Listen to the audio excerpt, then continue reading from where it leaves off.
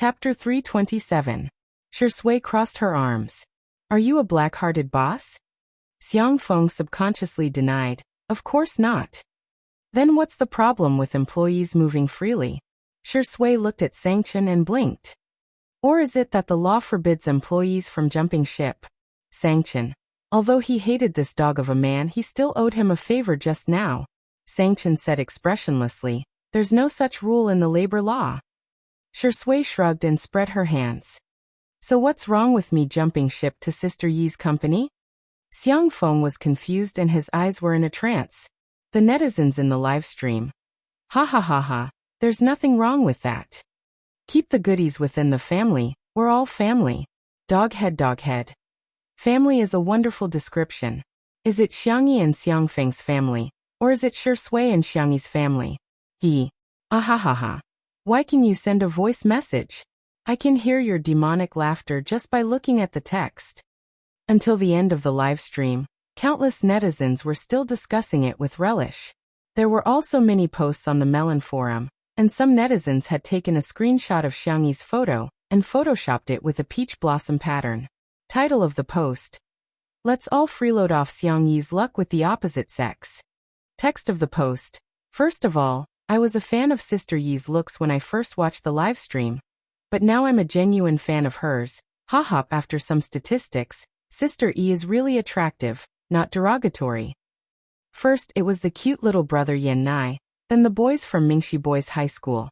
I strongly pick Rong Huai. The high school boys are so cute. Go. There were also Jiang Chen's children from C7, as well as Shuringdi, who was almost 30 years old. In terms of looks, Sister Yi is a great beauty, but the wonderful thing is that her eyebrows are youthful, round and not aggressive. Simply put, she has the kind of looks that are popular with elders. Both boys and girls will feel comfortable looking at her. Of course, Sister Yi's personality is also very good. Her gentle womanly charm both men and women. However, I think the most important point is that Sister Yi is the reincarnation of a peach blossom spirit.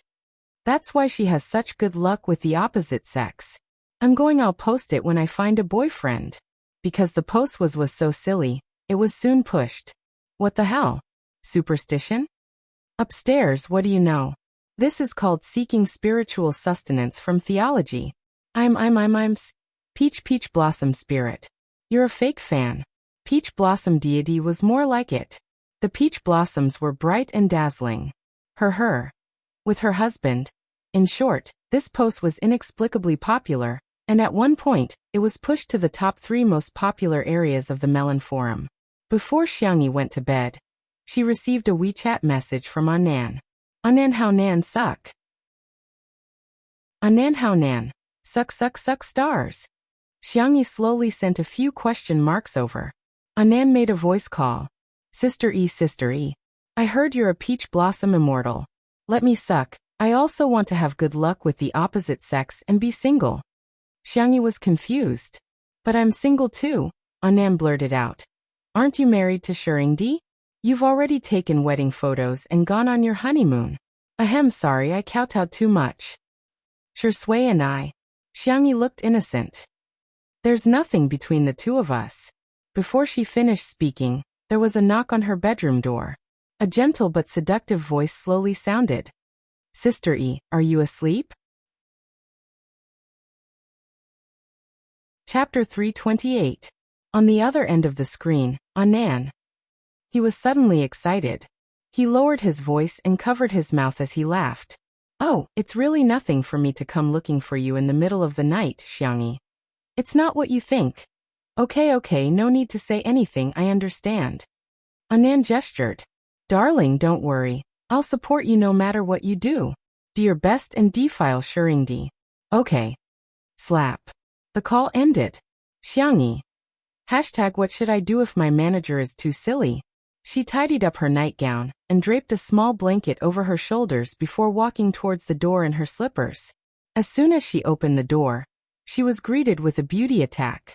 Shui took off his sunglasses, revealing his deep brows and pure black pupils as he looked at her with a faint smile. The pajamas seemed to have been bought too big. The collar was loose, revealing a large area of cold white skin and clear collarbones. Xiangyi almost imperceptibly swallowed her saliva. The girl hadn't realized that her feelings for Shui were different from her feelings for her brother. It's so late, what's the matter? Xiangyi asked. Shui, let's go pick up Xiao Naofu together tomorrow? It must be homesick. Xiangyi. Okay, I was planning to go tomorrow anyway. Oh, suddenly, a bony hand covered the top of her head, the movements gentle and delicate. There's a feather on it. As an older brother, helping his sister twist a feather didn't seem like a big deal. Maybe it's from the pillow. Xiangyi forced herself to remain calm. After waiting for a few seconds, Shui still didn't look like he was done. She couldn't help but ask, "Are you done?" Yeah. Shui retracted his hand, his voice low and mellow. But as he moved, the originally loose pajamas slipped down, revealing a thin but not weak shoulder. That your clothes? Xiangyi whispered, her voice as soft as a mosquito's. Shui blinked. What did you say? Xiangyi looked calm and composed as she draped the small blanket over Shui. It's cold, wear more. Shui was stunned for 2 seconds before her expression returned to normal. Thank you. You're welcome. I'm going back to my room. Xiangyi turned into the room and closed the door. She leaned against the door and patted her chest. His heart was beating abnormally fast. Outside the door, Shui lowered her long eyelashes and stood in place for a while. Then she chuckled softly. Not far from the French window, Sangchen, who was dressed in black silk pajamas, seemed to be one with the darkness. He gripped the cup tightly, as if he was a cedar covered in icicles on a distant mountain. I think you don't want your leg anymore. He didn't specify which leg he was referring to. Shui slowly walked a few steps in front of him. She wrapped the small blanket tightly around herself, as if she was showing off. The fragrance of her hair still lingered on it. Are you angry again? Brother-in-law, Sangchen! Exclamation point. The man's eyes were cold, and his tone was cold. What did you call me? Shui looked at him innocently. Brother-in-law, can you break my leg the day after tomorrow? After all, I'm going to pick up the child with Sister E tomorrow. Sangchen gritted his teeth. Child? Shui chuckled. Yes, Sangchen was so angry that he started to roll up his sleeves. He thought that he could have a showdown with Shui, but he didn't expect Shui to call Xiangyi so openly. Xiangyi, what's wrong? Shui complained. Sister E, someone bullied me. Who? Where? Sangchen. He took a deep breath, snatched the phone and said coldly, go to sleep. This dog of a man was really despicable and shameless. Chapter 329. The next day, after Xiangyi finished her morning exercise, she made some simple scallion pancakes, steamed buns, and pumpkin millet porridge. She left some breakfast for her uncle and brother. After having breakfast with Shui and the others, she set off. Li Jinyu called the cameraman along and started a live stream while walking. He was planning to do a behind-the-scenes version of Smog and Cat 2. 0-inch. Halfway there, Xiangyi suddenly thought of a serious problem. The esports players usually train until very late. They probably haven't woken up yet. Li Jinyu also reacted. It's only 8 o'clock now, maybe some of them have just fallen asleep. Why don't we turn back? Xiangyi's eyes lit up. Why don't we go to the amusement park to play? Shui. Okay, we'll do as you say. The netizens were appalled. Is this considered a date? How old are you to go to the amusement park? Why are you pretending to be young? I'm speechless. There are so many people at the amusement park. If celebrities go there, won't there be an accident? Can Xiangyi grow some brains? Li Jinyu was a little tempted, but considering the safety issue, he could only say regretfully, forget it, we didn't contact the amusement park in advance to clear the area. If you two go in disguise, you'll still be easily recognized. It won't be good if an accident happens. That crazy Seeing fan from before was a good example. Xiangyi. Clear the area? I'll take care of it. Li Jinyu was shocked. Sister E, are you omnipotent? In the live stream, there were always netizens who were nitpicking. Can you do whatever you want with money? You can smile. Is she flaunting her wealth? Is she flaunting her wealth? How can anyone like such a woman? Is there something wrong with your brains? Think about those people who have booked tickets in advance and are excited to go to the amusement park, only to be told that they can't enter because the rich people have cleared the area. Haha, the gap between the rich and the poor is so big that no one cares? Until the nanny van stopped at an amusement park. The cameraman got out of the car first and took photos of the surrounding scenery. The surrounding greenery was excellent. The sky was blue, the clouds were white, and the flowers were in full bloom. Even the road signs were made into cartoon designs. Some netizens from Nanching were puzzled. I've been to all the amusement parks in Nanching, but I've never seen one with such good greenery. Which amusement park is this? Is it new? The next second, the camera was aimed at the entrance of the amusement park. The words Tutu Amusement Park came into view. Netizens. I have a familiar feeling. No, impossible, I don't believe it. Does Xiangyi have an amusement park at home? Li Jinyu was also surprised when he saw the name of the amusement park. He asked weakly, Sister Yi, this isn't also your family's business, right?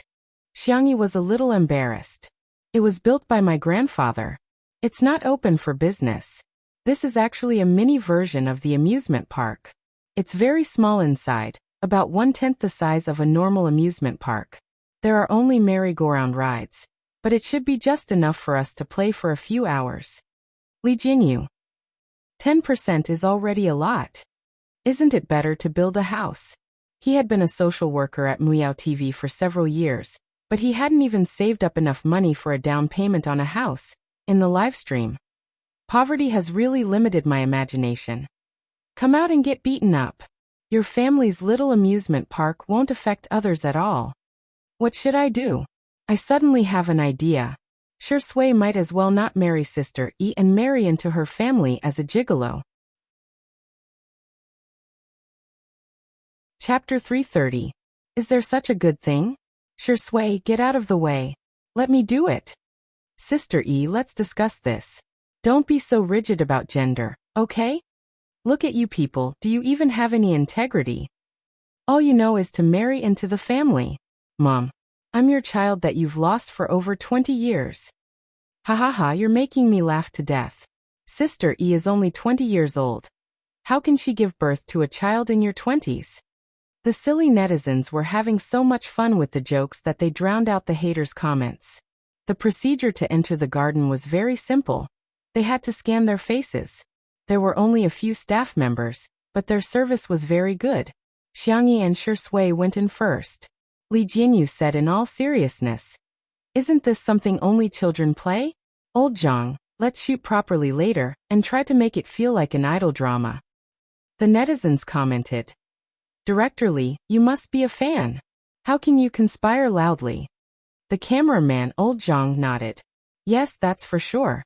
I'm already in my 40s. Why would I play this?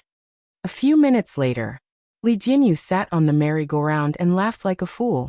Ha ha ha, this thing is quite fun. Oh, let's go higher, let's go higher. Little brother, can you double the speed? The staff member had a Mona Lisa smile on his face. Sure.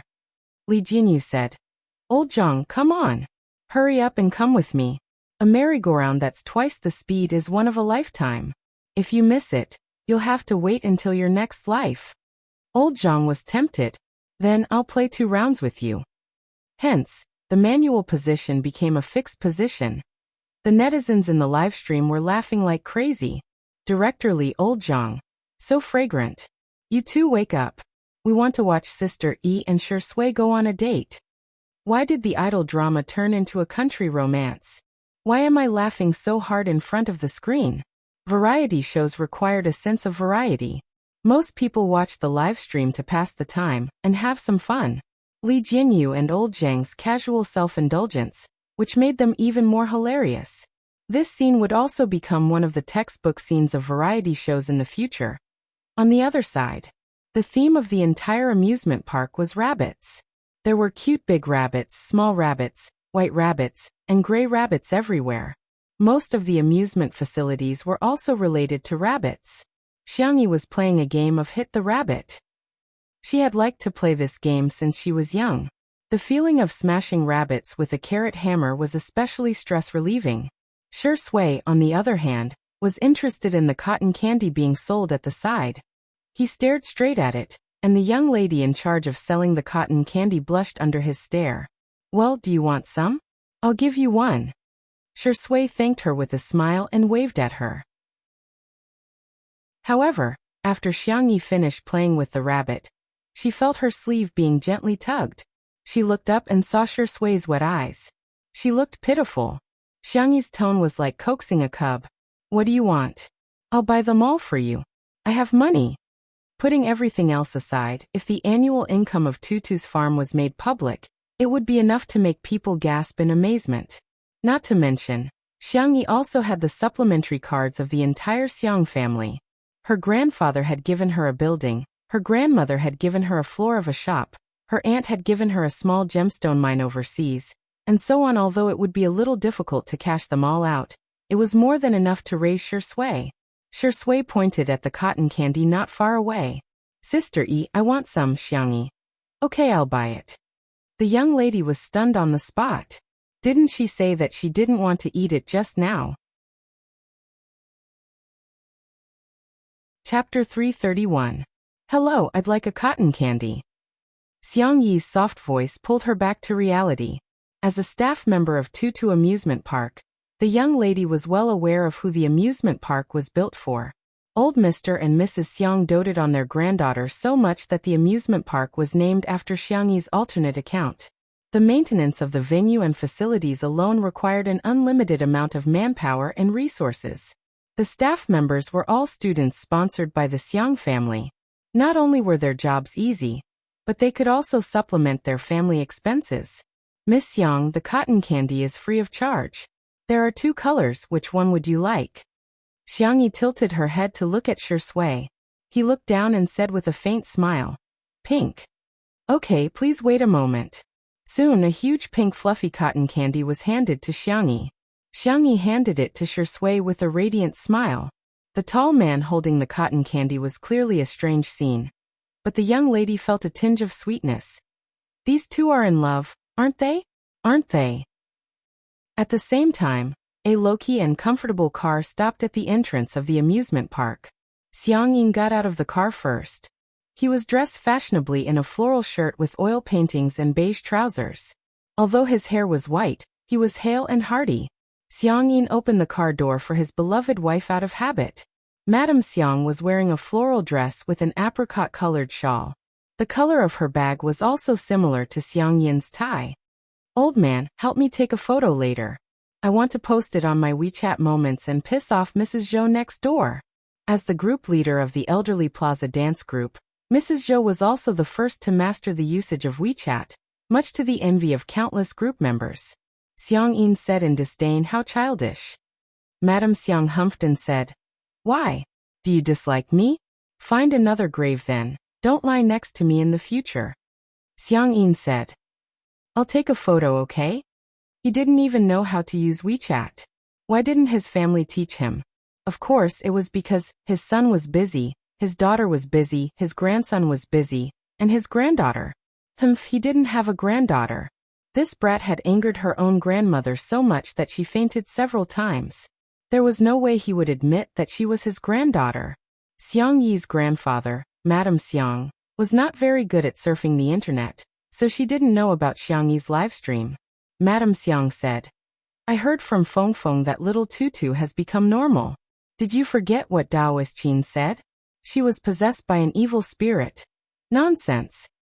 Although Xiang Yin's grandfather was a traditional Chinese medicine practitioner who believed in the theory of yin and yang and the 5 elements to treat illnesses, he firmly refused to believe in ghosts and gods. Why are you mentioning her? You're affecting my mood. Let me tell you, old woman, I, Xiang Yin, will never acknowledge her as my granddaughter.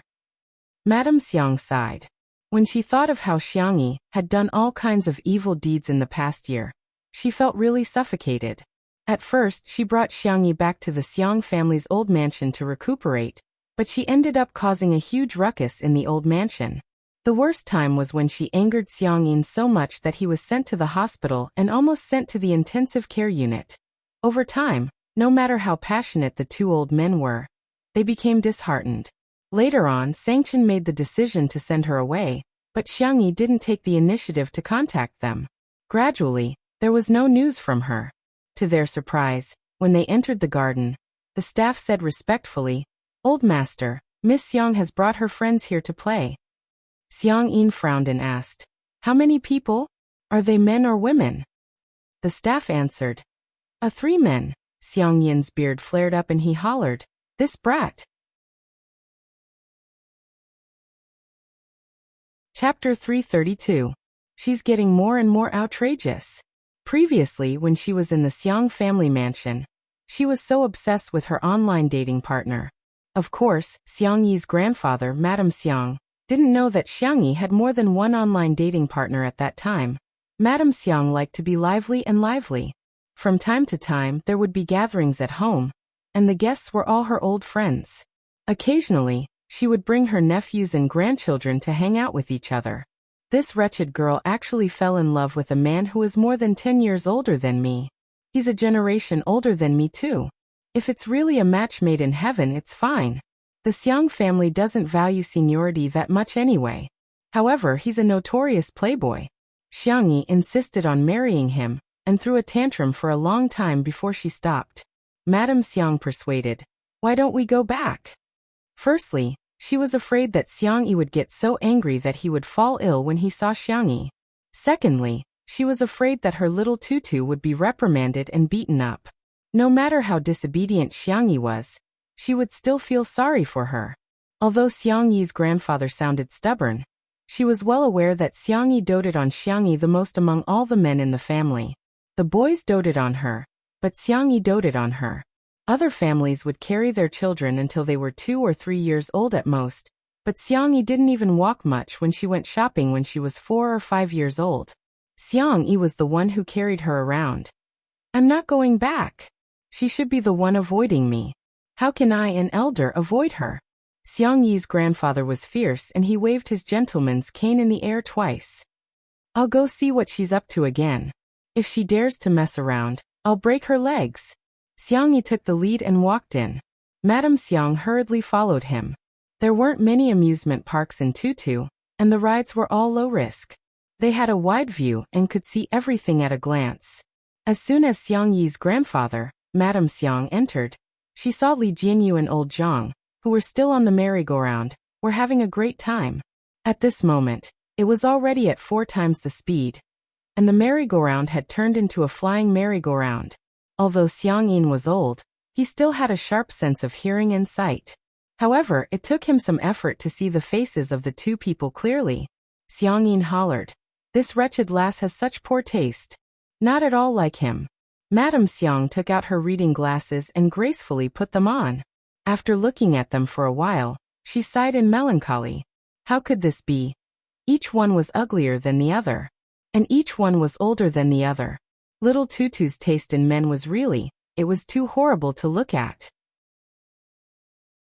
All of a sudden, Xiang Yin noticed that there was some movement coming from the car that Tutu had crashed into. He squinted his sharp eyes and vaguely saw Shui's back. He couldn't help but mutter, "This seems okay." "Madame Xiang." "Old man, what did you say?" Xiang Yin cleared his throat and pretended to be fierce. "I'll go see what kind of wretched man she's found." Madame Xiang was even more worried. "Is this guy even older?" The 2 walked past the tripod where the camera was fixed. Li Jianyu and old Zhang were immersed in the childish joy of men, and didn't notice the 2 of them at all. However, the netizens watching the live stream had sharp eyes. "Wow, that pair of grandparents is so trendy. Ooh, grandpa's tie and grandma's bag are of the same color. Wait, didn't Sister E say that this amusement park is not open to the public? Could it be that they are her elders? Huh? Doesn't that mean our Shui is going to meet her parents?" Chapter 333. On the other side, Xiang Yi was happily playing with Shui. There were 2 long bunny ears on the front of the bumper car, which would droop down like a lop-eared rabbit when they collided with each other. Xiang Yi rarely went to the amusement park after junior high school. The reason was simple. No matter how fun the amusement park was, it would be boring to play alone. After her parents got into an accident, she couldn't get over it for a long time and studied at home in elementary school. After junior high school, she kept skipping grades and was busy with her studies. Hence, she didn't have much time to socialize. The few friends whom she was close to had completely cut off contact with them because of that person in the past year. She felt that Shui was really kind and mature. Yet, she was willing to play such a childish game with her. She skillfully turned the steering wheel and locked onto Shui's position before accelerating towards Tutu's car.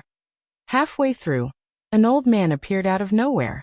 Xiangyi hurriedly stepped on the brakes, but due to inertia, she hit her head against the steering wheel. When she looked up, there was a red patch on her fair forehead. It was painful to look at. Xiangyin couldn't help but frown. Xiangyi's eyes lit up when she saw him. "Grandpa." Xiangyin immediately said, "Don't call me Grandpa. I'm not your grandpa. I don't have a granddaughter like you." His tone was cold and harsh, causing the light in Xiangyi's eyes to dim. She lowered her eyelashes and adjusted her emotions for a few seconds before pressing the button to reverse the car. Tutu's car reversed a great distance, and the bunny ears on the front of the car had malfunctioned. They drooped down dejectedly and looked listless. Xiangyin was speechless. "What?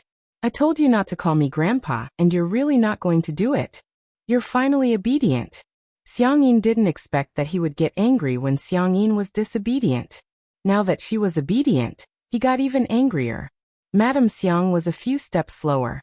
When she walked over, she discovered that Xiangyi had reversed the car and left without saying a word. Seeing that Xiangyin's forehead and eyes were red, old Mrs. Xiang's heart melted and she waved at her. "Your grandpa is scaring you, ignore him. Be good, Tutu, come to grandma." Xiangyi hesitated, wondering if she should go over. Xiangyin exclaimed, "Don't come over. I don't want to see you." Therefore Little Rabbit backed the car further away. "Mr. Xiang, Madam Xiang." Shui had alighted from the car at some point and greeted the two elders in a warm voice.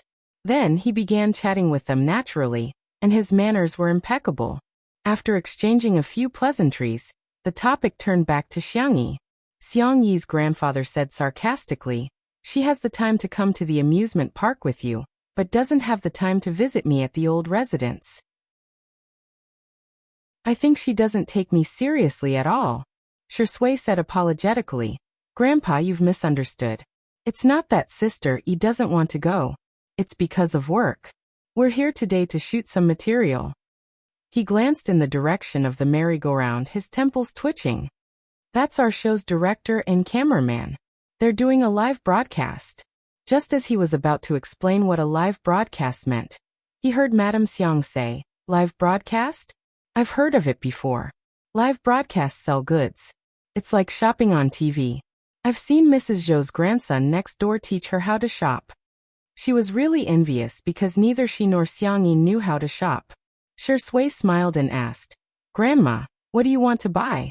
Do you want Sister E to come over and buy it for you?" Before Madame Xiang could answer, Xiangyin interjected, "No. Need." Chapter 334. Madame Xiang retorted, "Do you know how to do it?" Xiangyin said guiltily, "I can learn." "You've already learned it several times," Madame Xiang said, exposing him mercilessly. Xiangyin thought, "You're hurting my feelings, old woman."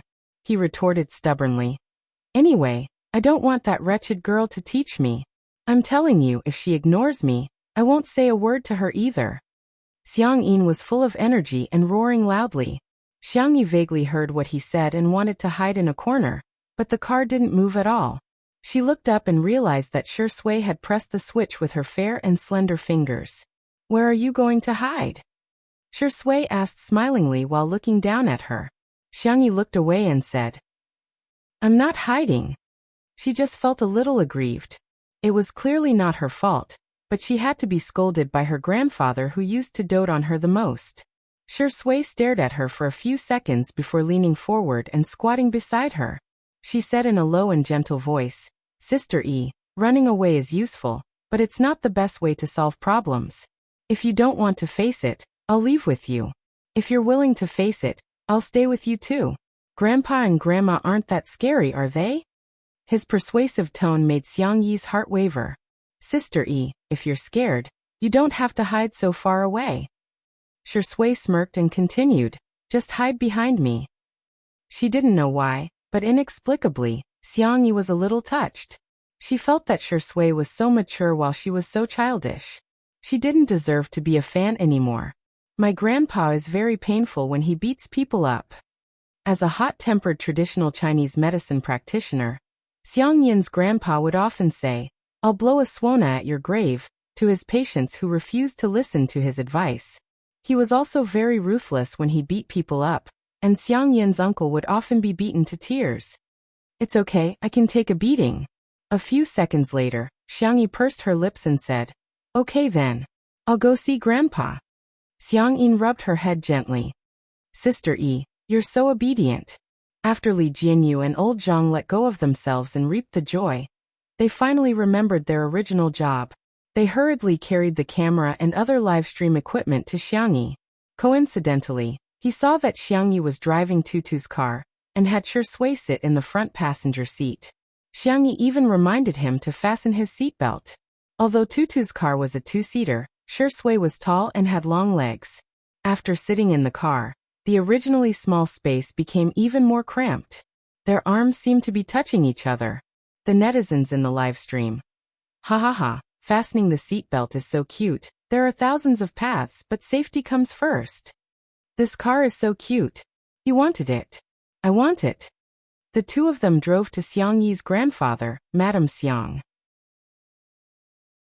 Shui got out of the car while Xiang Yi was still hesitating. The man chuckled and opened the car door for her. He drew a half circle in the air with his hand, as if inviting a proud and elegant princess to dance. Princess Tutu, please get out of the car. Xiang Yi was speechless. She was a little embarrassed, but she was also a little happy to have a way out. She got out of the car and tugged at the hem of her clothes uncomfortably. She said softly, Hello Grandpa and Grandma. Xiang Yin was speechless. She's calling me Grandpa again. She's so obedient. But does she think I'll forgive her just like that? How naive. I'm the most difficult old man to coax in this world. My wife is the most difficult old woman to coax in this world. Don't even think about coaxing us. To his surprise, Xiang Yi asked gently, Grandma, shall I teach you how to buy things in the live stream? Madame Xiang exclaimed, Sure. Ah, Tutu is so sensible. Xiang Yin was speechless. Chapter 335. Old Mr. Xiang was confused, and he hinted at Madame Xiang with his eyes. Didn't we agree to stand on the same side? Madame Xiang rolled her eyes at him. We didn't agree. Little Tutu is so obedient and soft, which means that Taoist Master Qin was right. The evil has already left. How can I not pamper and protect my granddaughter? Xiang Yi slowed down her speech and taught her in detail. Grandma, take out your cell phone first, then click on this orange app and click on the search box at the top. Madame Xiang didn't manage to learn it after listening to it once. Xiang Yi impatiently taught her the second time. Finally, Madame Xiang learned how to search for the live stream, and clicked on the live stream that was ranked number 1 in real time. Dear viewers, this rag absorbs water and it's excellent. There are also several colors to choose from. It's priced at 59.99 yuan in the supermarket and 19.99 yuan in our live stream for a super low discount.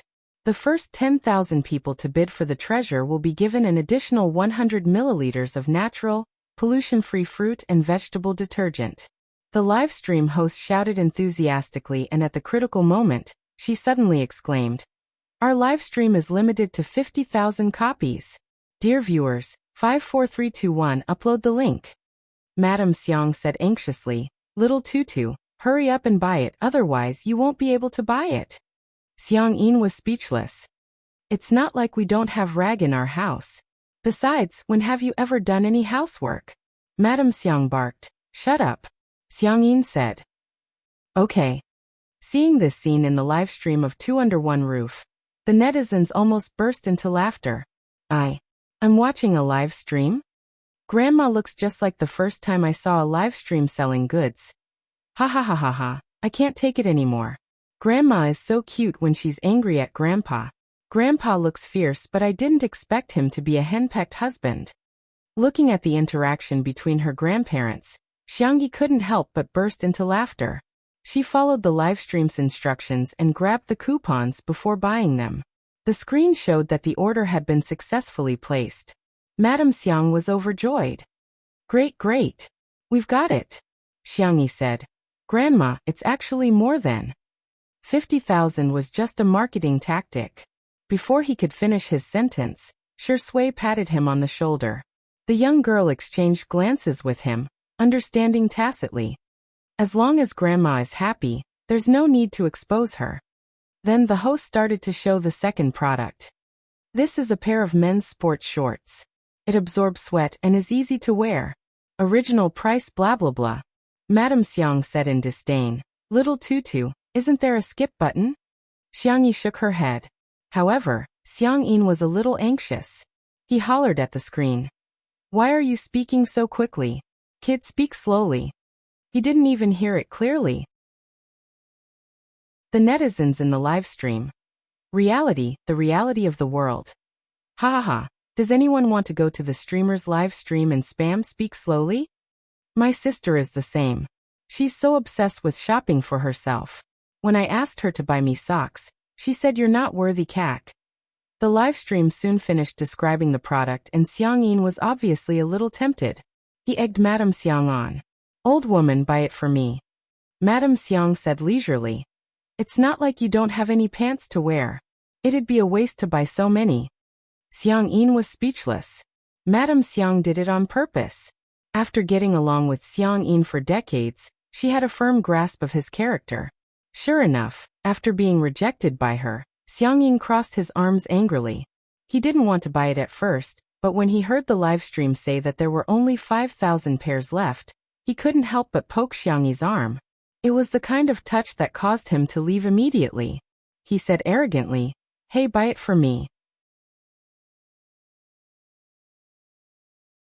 Chapter 336. Ha. Xiangyi froze in shock. Is Grandpa talking to me? Seeing that she was ignoring him, Xiang Yin said reluctantly, I'll give you money. I won't take advantage of you. A faint smile appeared in Shui's eyes. Madame Xiang turned around and covered her mouth as she snickered. Who was the one who said he was going to ignore little Tutu? How many minutes has it been? Xiangyi snapped back to reality and said, Grandpa, I'll buy it for you now. What color do you want? Xiang Yin humphed and said, Black one, it'll go well. He had learned the word go well from Madame Xiang. Women are so troublesome. They've been wearing couple outfits for decades, and yet they don't get tired of it. He had no choice but to wear it with her. Xiangyi smiled and said, Okay. There were some haters in the live stream. She bought it just like that? She didn't even ask for his size. She's so careless. I'm dying of laughter. What kind of rich and beautiful girl is she? She's trying to please Grandpa with a pair of pants that cost more than 100 yuan. Serves Grandpa right for not liking her. After all, boys are meant to carry on the family name while girls are meant to be outsiders sooner or later. In the next second, Xiangyi said, Grandpa, I remember that you wear XL. Can I buy XXL pants for this pair of pants? It'll be more comfortable if the sweatpants are looser. Xiang Yin muttered softly. At least you still have some conscience. Madame Xiang said smilingly, Little Tutu, let me test you. What size shoes do your grandpa and I wear? Xiangyi blurted out without hesitation. Grandma wears 36 and Grandpa wears 43. Our little Tutu has such a good memory. Madame Xiang couldn't help but praise her. You've been meticulous ever since you were young. You're much more considerate than your brothers. Your grandpa and grandma's little jacket while the rest of them are at most military coats. As for your uncle, TSK, he can't even be considered a pair of underpants. Pfft. Sure enough, Xiang Yi's uncle was being despised every day.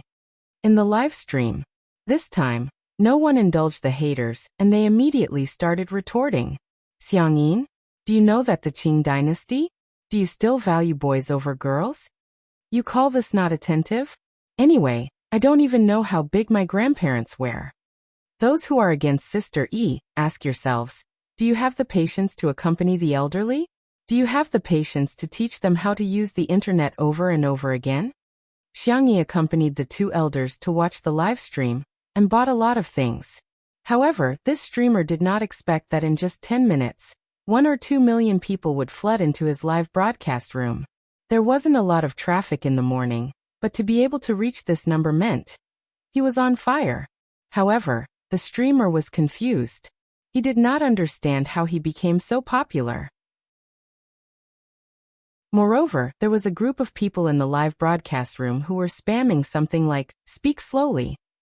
What kind of joke was this? Is this a new type of internet slang? The clip of Xiang Yi teaching her grandparents how to watch the live broadcast was also edited and posted on a video website. Unexpectedly, it became popular. In just a few hours, the number of likes had exceeded 200,000, and the number of shares had reached tens of thousands. "Ah, this video is so nice. You speak better than me." He posted it in the family group chat. "My mom and aunts have learned to watch live streams and shop online. My grandparents said that this girl is beautiful and kind-hearted. Judging from the way she looks at me, I suspect that Sister E is their biological granddaughter." It was also from this day onwards that Xiang Yi began to gain a large number of middle-aged and elderly mother fans, milk powder fans, and milk powder fans. Her popularity soared.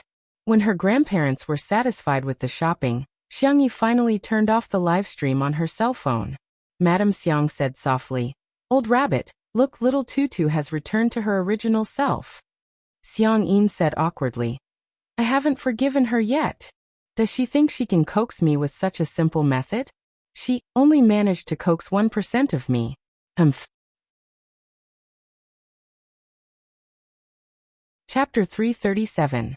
Xiang Yin stole a glance at Xiang Yi, only to discover Shi Sui handed him a bottle of water, and even took the initiative to unscrew the cap. Xiang Yin squinted and fixed his gaze on her. She was quite pleasing to the eye just now, but now she's so annoying. However, Madame Xiang mistakenly thought that the two of them were in a relationship. Perhaps because of Li Jinyu and Old Zhang, she was more and more satisfied with Shi Sui. In the manner, Sangchen slept until 9 o'clock in the morning, which was a rare indulgence for him. According to his habit, he read the financial headlines while drinking black coffee, and then glanced at the stock charts. Immediately afterwards, Sangchen began to process his emails.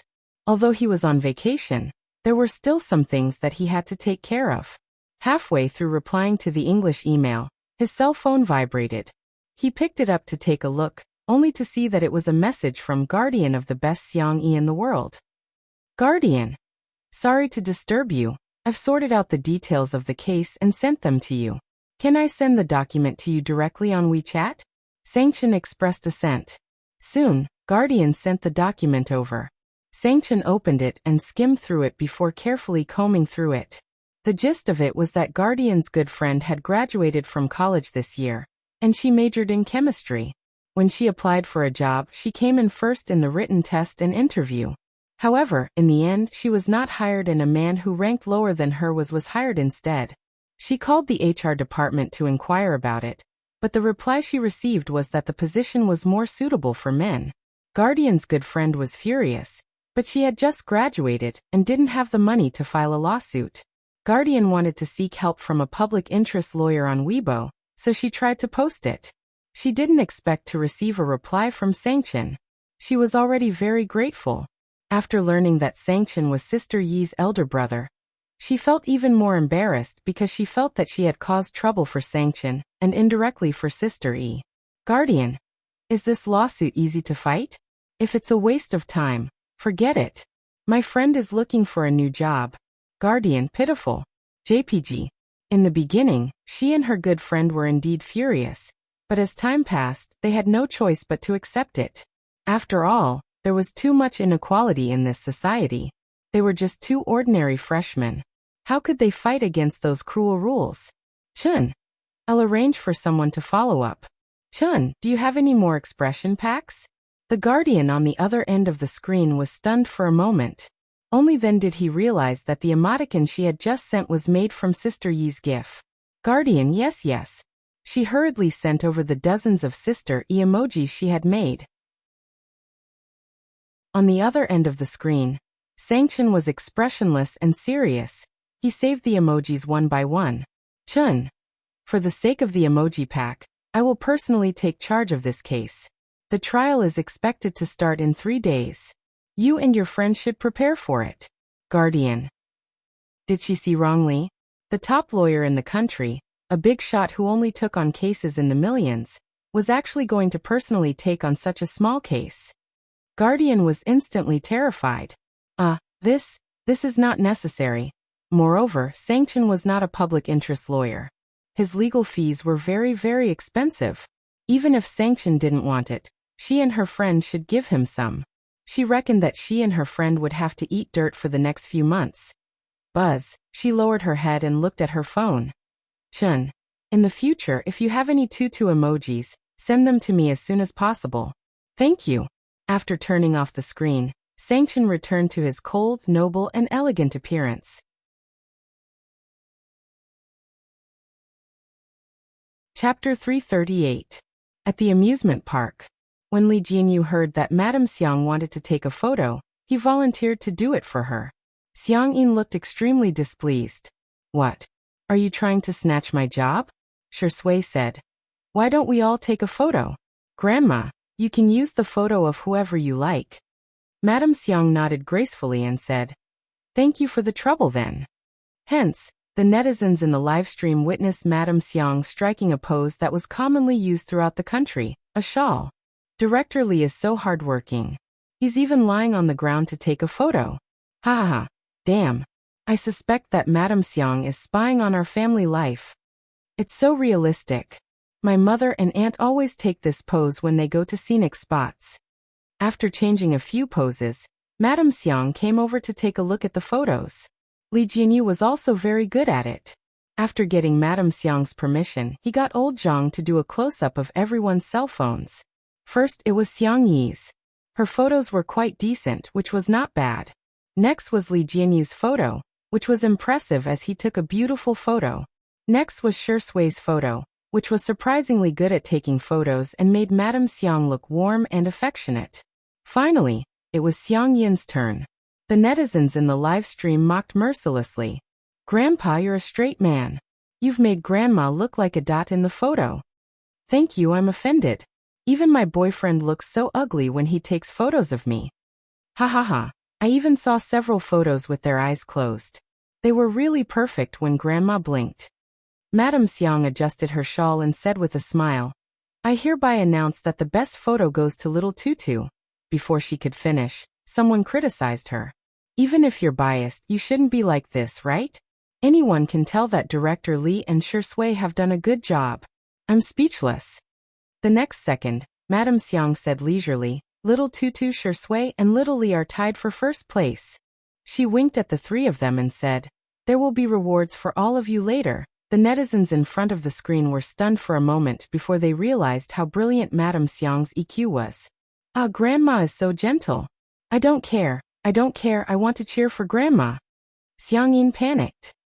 What about me? Second? Madame Xiang said in disdain. You wish. You're last. It could be said that the double standards were incisively and vividly displayed. Feeling aggrieved and infuriated, Xiang Yin turned around and ignored Madame Xiang. He asked Xiang Yi fiercely, Are my photos really that bad? Xiang Yi. What kind of question was this? Just as she was struggling with how to answer, Shi Sui naturally continued. Grandpa, Grandma must like the photos you took the most because you're the person she likes the most. Xiang Yin's face stiffened. 1 second, 2 seconds, in the third second, the corners of his mouth curled up with joy. This little imp is quite eloquent. However, in the blink of an eye, he recalled the scene of Shi Sui handing Xiang Yi a glass of water just now, and his expression immediately changed. Glib tongue. What if he bullies little Tutu in the future? I can't have such a man. The netizens watching the live stream all expressed that Xiang Yin's facial expression was textbook level. Of course, Madame Xiang could guess Xiang Yin's thoughts. She found an excuse to ask him to go to the side to take photos of the flowers and plants. She then affectionately held Shi Sui's hand. Grandson-in-law, you must take good care of Tutu. Xiang Yi was confused. Grandma, Did you misunderstand something? She was about to explain, but Shui smiled and said, Grandma, don't stand on ceremony with me. It's my duty to take care of Tutu. Xiangyi was dumbfounded.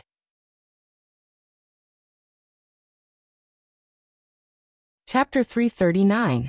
Her cherry lips quivered and she muttered, No, he's not. Xiangyi suddenly felt an arm around her shoulder, and was momentarily at a loss for words. She looked at Shui in astonishment. Shui's expression remained the same as he leaned over and whispered a few words into her ear. Xiangyi was speechless. Shui said that since Grandma was so happy, he didn't want to disappoint her, and said that he could reluctantly pretend to be her boyfriend.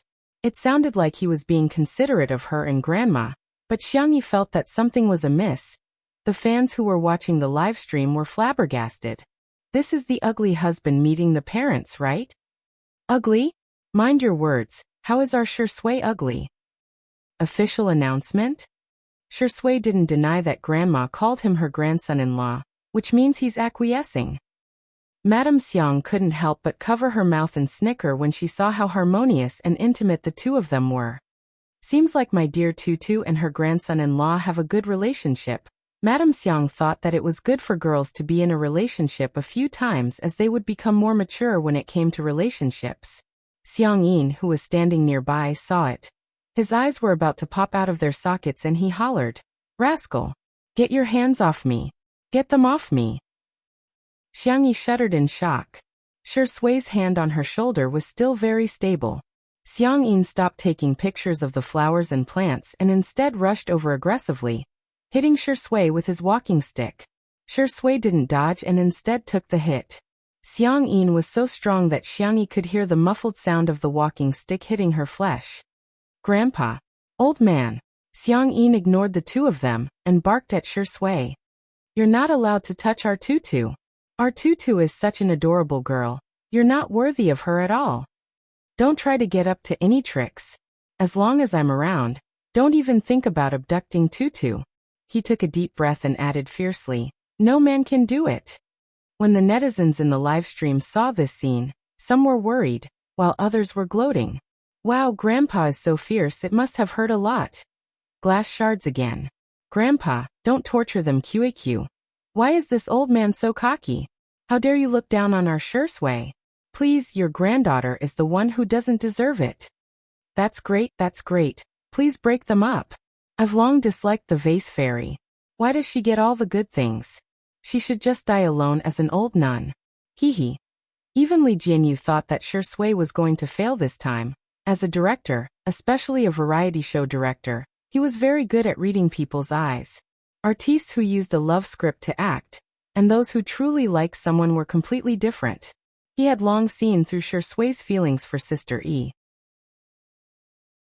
Shui has been too careless this time. She had improved Madame Xiang's impression of her, but caused Xiang Yi's grandfather to detest her greatly.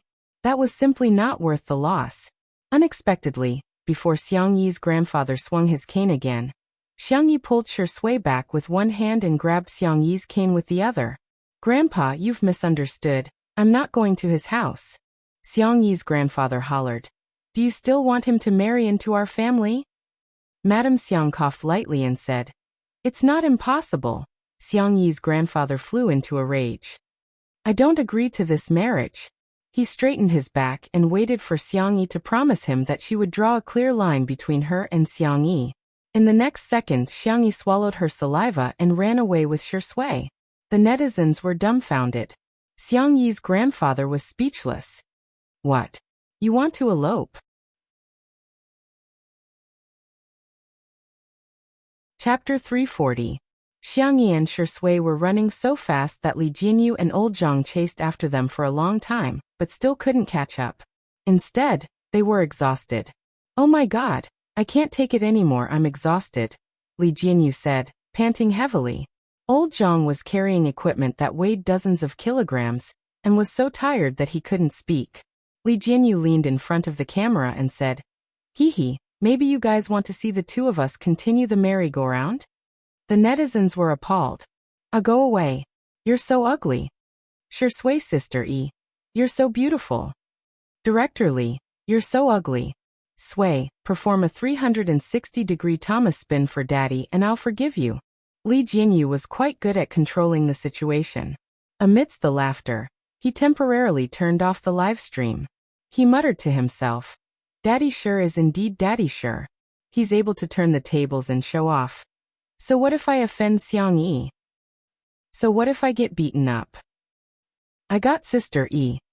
On the other hand, after making sure that they were far enough away, Xiang Yi breathed a sigh of relief and said, You scared me to death, Grandpa is so fierce. She felt that if they didn't leave now, Grandpa would break Shui's legs. Shui ran with her for such a long distance, but his breathing was not irregular at all. In fact, he was even in the mood to tease her. Sister Yi hand. Xiang Yi hurriedly let go of his hand as if she had been electrocuted. Don't get me wrong.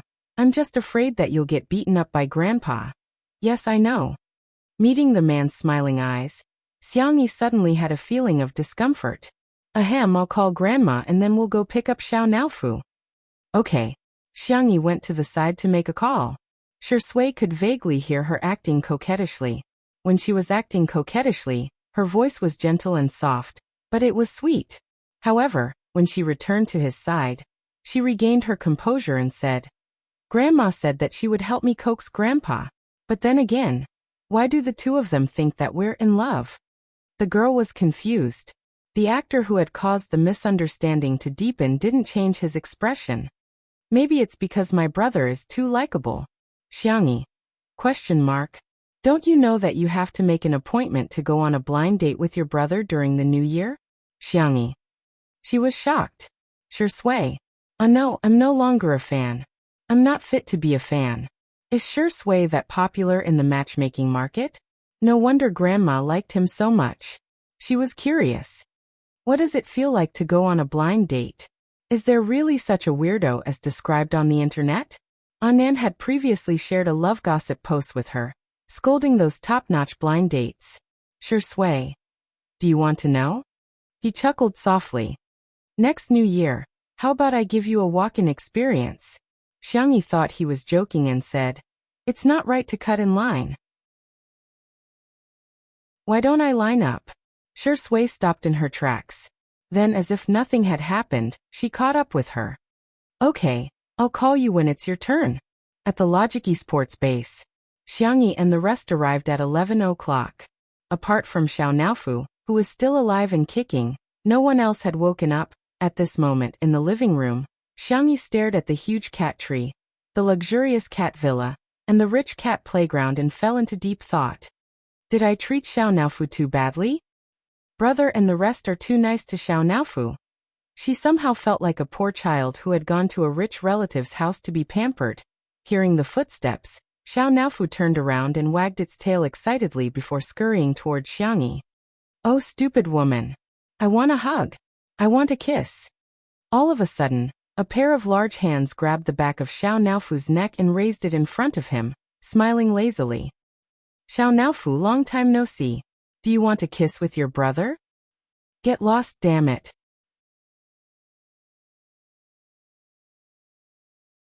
Chapter 341. Shui's peach blossom eyes curved slightly as a playful smile flashed across his face. He leaned down and pretended to kiss Xiao Naofu. His pale thin lips were getting closer and closer to Xiao Naofu. Meow meow meow. Xiao Naofu stretched out its chubby paws and desperately blocked Shui's lips, not allowing him to get any closer. Shui's eyes flashed with a sinister light as he slowly retreated. Xiao Naofu breathed a sigh of relief. Well, this Huhu has protected his innocence. Suddenly, Shui made a sound of surprise. Sister Yi, do you think Xiao Naofu is bald? Xiang Yi leaned over to take a closer look and said worriedly. It seems to be a little. The fur on the top of Xiao Naofu's head was obviously thinner than the rest of his body. Just how long has fourth brother been stroking me in these few days? Xiao Naofu's eyes widened as it raised its paws and rubbed its head. Did this Huhu's fur really become thinner? Then wouldn't it become a bald tiger? Unexpectedly, what greeted it was a sudden kiss from Shui. With a soft pop sound, the man's lips were imprinted on Xiao Naofu's cheek. Xiao Naofu. Rumble. The whole world began to collapse. It was as if it had been struck by lightning as it stared blankly at Shui. "Tsk, why are you shedding fur?"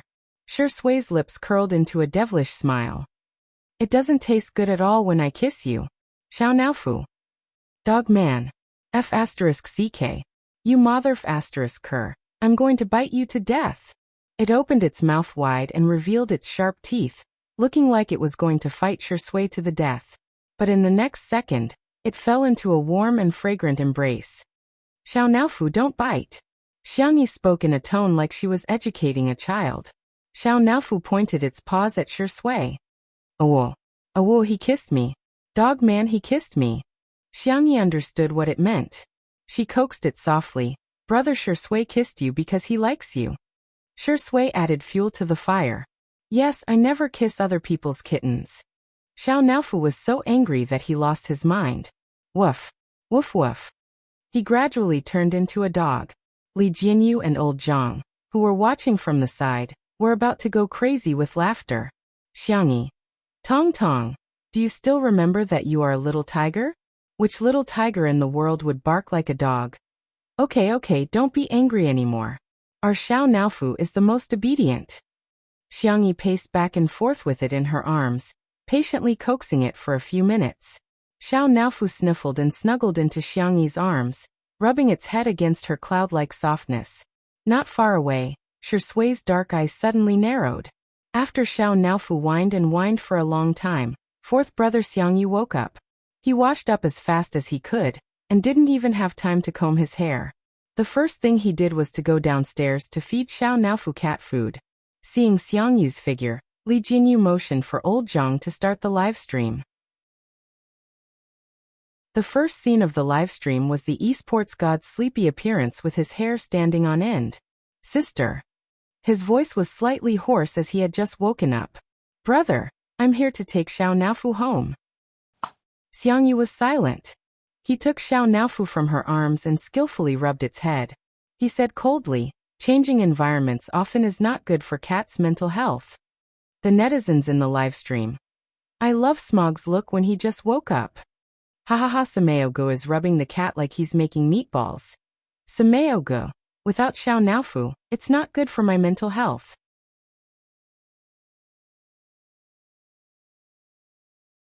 Chapter 342. Hahaha, you keep pretending. I still have the video of you snorting cats last time. Xiangyi. "Let's eat first, we'll ask Xiao Naofu for his opinion later." Xiangyu nodded coldly. "What do you want to eat?" "I'll order takeout." "I've prepared the ingredients." Xiangyi's eyes curved slightly, as if there was a gentle moonlight hidden in her eyes. "Brother, let me cook for you guys," Xiangyu said in all seriousness.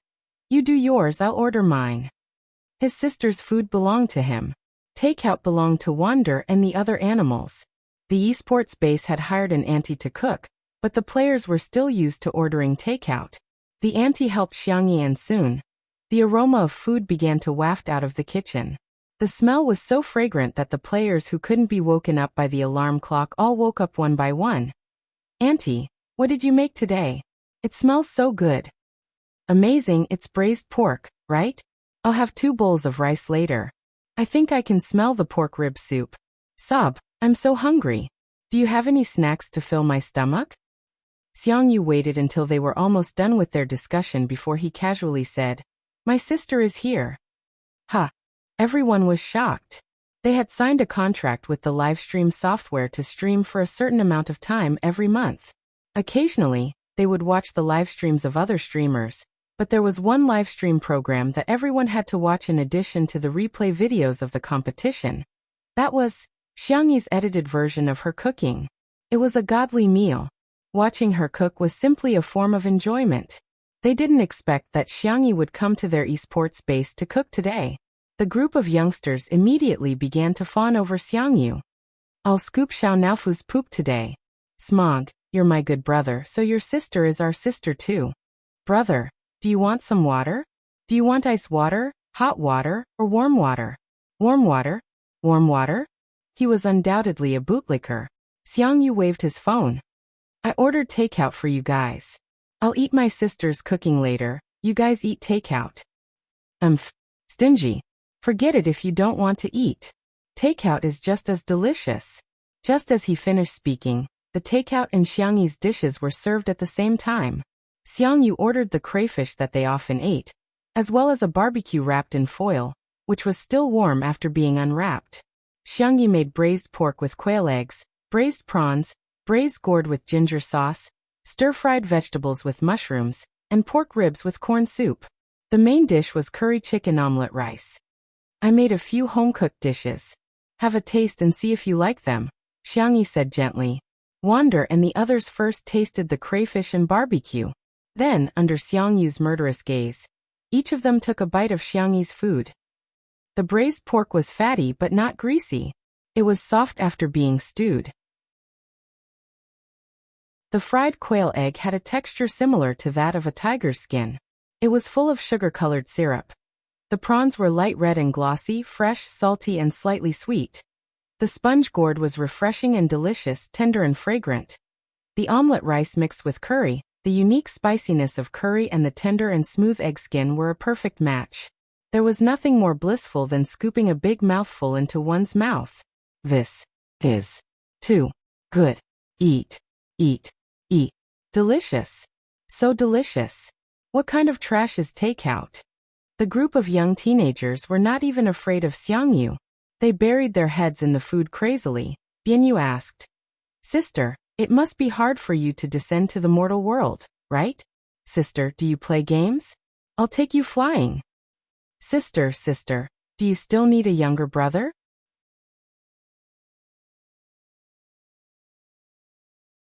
Chapter 343. The youths ate until the corners of their mouths were glossy, and their cheeks were puffed up. The netizens commented, I'm used to it. Ms. Xiang is really a Mary Sue. Vicissitudes of life lighting up smoke. JPG. I suspect that Sister E has drugged the food. Otherwise, why is everyone eating so happily? Are these still the rebellious and wild kids who made the club manager and coach worry so much? How can they become obedient in front of Xiangyi?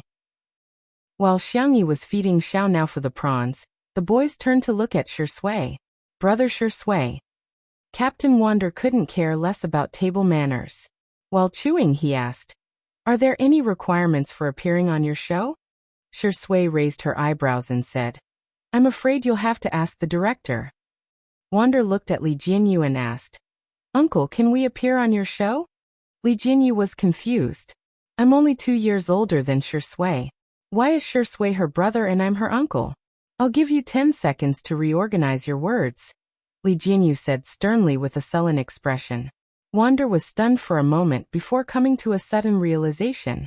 He exclaimed loudly, Uncle, can you give us a chance? Li Jinyu was speechless. The comments section of the live stream was flooded with ha ha ha ha comments. Li Jinyu said calmly, No, you guys are too expensive. We can't afford to hire you. The esports industry in China was very popular, and with the development of live streaming, the commercial value of esports players was now no less than that of celebrities. It would be fine to hire 1 or 2 people, but with so many of them, they really couldn't afford to hire them. Wander immediately exclaimed, Uncle, I can do it for free. Shui chimed in, I don't want it either. Xiaoyang said shyly, As long as I'm full.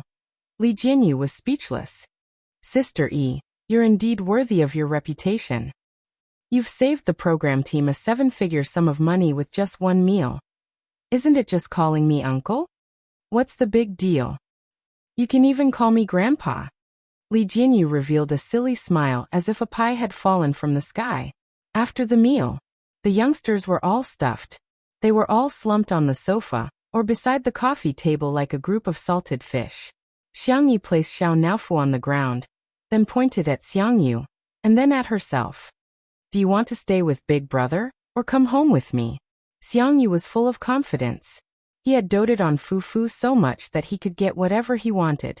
He even gave his own bed to Fufu as a cat bed. Therefore, Fufu would definitely choose him. The next second, Xiao Naofu didn't even look at him as it happily jumped into Xiangyi's arms and hummed softly. Meow meow, stupid woman. Bring this hoo-hoo home. Xiangyu's face was filled with disbelief. How could this be?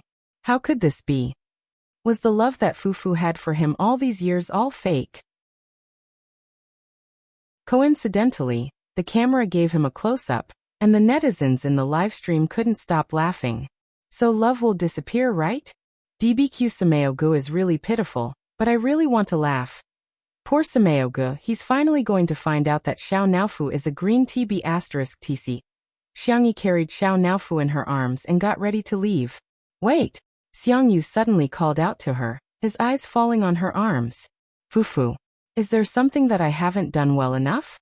Xiao Naofu blinked its clear, ice blue cat eyes and meowed. Meow meow. Goodbye, big brother. I'll miss you. Xiangyu gazed at it deeply and said in a low voice. Fufu, I'll come and see you. Xiao Naofu turned its head and nestled in Xiangyi's arms with a mischievous smile. Miss you? No way. Sad? No way.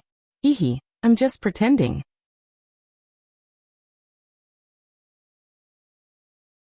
Chapter 344. This scene was completely recorded by the camera. Li Jianyu's original intention was to film Smog and Cat 2.0, but to his surprise, he managed to capture the scene of the scumbag Xiao Naofu. Green tea Xiao Naofu scumbag cat. Damn it, this smile is so smart, it's really smart. I suggest everyone hit the scumbag Xiao Naofu on the public chat. Everyone thought that apart from Shui, Xiao Naofu was invincible. However, when Xiangyi and the others returned to the manor, they discovered that there was an adorable little Shiba Inu at home. Its back was light yellow, and its belly was cream-colored. Its eyes were watery, and it was lying on the ground obediently. Sanction said coldly, "This is a dog that Uncle's friend gave him. He wants you to take care of it for him for a few days. Its name is," he reluctantly said, Little Shiji. The man, who was as cold as a snow-capped mountain, uttered these 3 words with an inexplicably cute accent. Xiangyi asked, Little lion? Its fur color does resemble a lion. Sanction said sternly, It's Little Shiji. Okay. Xiangyi bent forward and rubbed Little Shiji's head tentatively. The little Shiba Inu rubbed against her palm obediently. Woof, it's so cute, I'll make you some delicious food later. Woof woof. When Xiao Naofu saw this scene, it instantly felt as if the world was collapsing. Am I not this stupid woman's favorite? She actually wants to. Pushed. She's going to cook for this mutt. Xiao Naofu was so infuriated that he scurried over on his short legs and roared at Little Shiji. Meow. Meow. Little Shiji. Omegabit stared at Xiao Naofu for a few seconds and took the initiative to lick Xiao Naofu's fur to show its friendliness. Xiao Naofu thought, ah damn it, my body is so dirty. It waved its paws angrily and slapped Little Shiji's face. Little Shiji did not retaliate after being hit, and simply took a few steps back, feeling a little aggrieved. Xiao Naofu refused to give up, and wanted to hit it again. Its body was suddenly suspended in the air. Xiangyi had picked it up. The little cat felt so wrong that it wanted to die. Meow meow meow. Let this dog go. I'm the only one in this house. Xiao Naofu, it's only staying for a few days. Xiangyi tried to reason with it. Little uncle will take it away when the time comes. Xiao Naofu, I won't listen, I won't listen. It wriggled and broke free from Xiangyi's arms. It jumped onto the table and chose Xiangyi's cup. It waved its meaty claws and moved the cup to the edge of the table. Meow. Li Jianyu said in surprise. Is it threatening you, sister-y? Xiangyi. I think so. Woof. Little Shiji had no idea what was going on at all. It rubbed Xiangyi's calf affectionately, seemingly wanting her to rub its head. Seeing this scene, Xiao Naofu fumed and turned on its little jerk mode. Bang! The cup fell to the ground. Still not appeased, Xiao Naofu jumped onto the sofa and stepped on Tutu's plushie a few times. It then sat down aggrievedly and shook its chubby body while sobbing. Xiangyi's heart immediately softened. How could she bear to scold it? Just as she was thinking about how to coax Xiao Naofu, Shui stuffed something into her hand. Xiangyi looked down to see that it was Little Shiji's leash. Sister E, let's go walk the dog, she said without mentioning Xiao Naofu. However, Xiao Naofu leaped over like a whirlwind. Meow. Its tone became more and more childish and pitiful. Meow meow, stupid woman, you're not allowed to walk this dog. At most, I'll let you walk it, okay?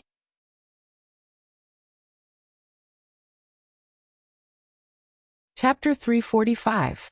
5 minutes later. Shui held onto little Shiji's leash while Xiangyi carried Xiao Naofu in her arms. The two of them took a stroll in the shade of the garden. Xiao Naofu rested its meaty paws on Xiangyi's shoulder and gave little Shiji a smug look. Little Shiji barked foolishly. Woof! Xiao Naofu humphed. It then glanced at Shui smugly.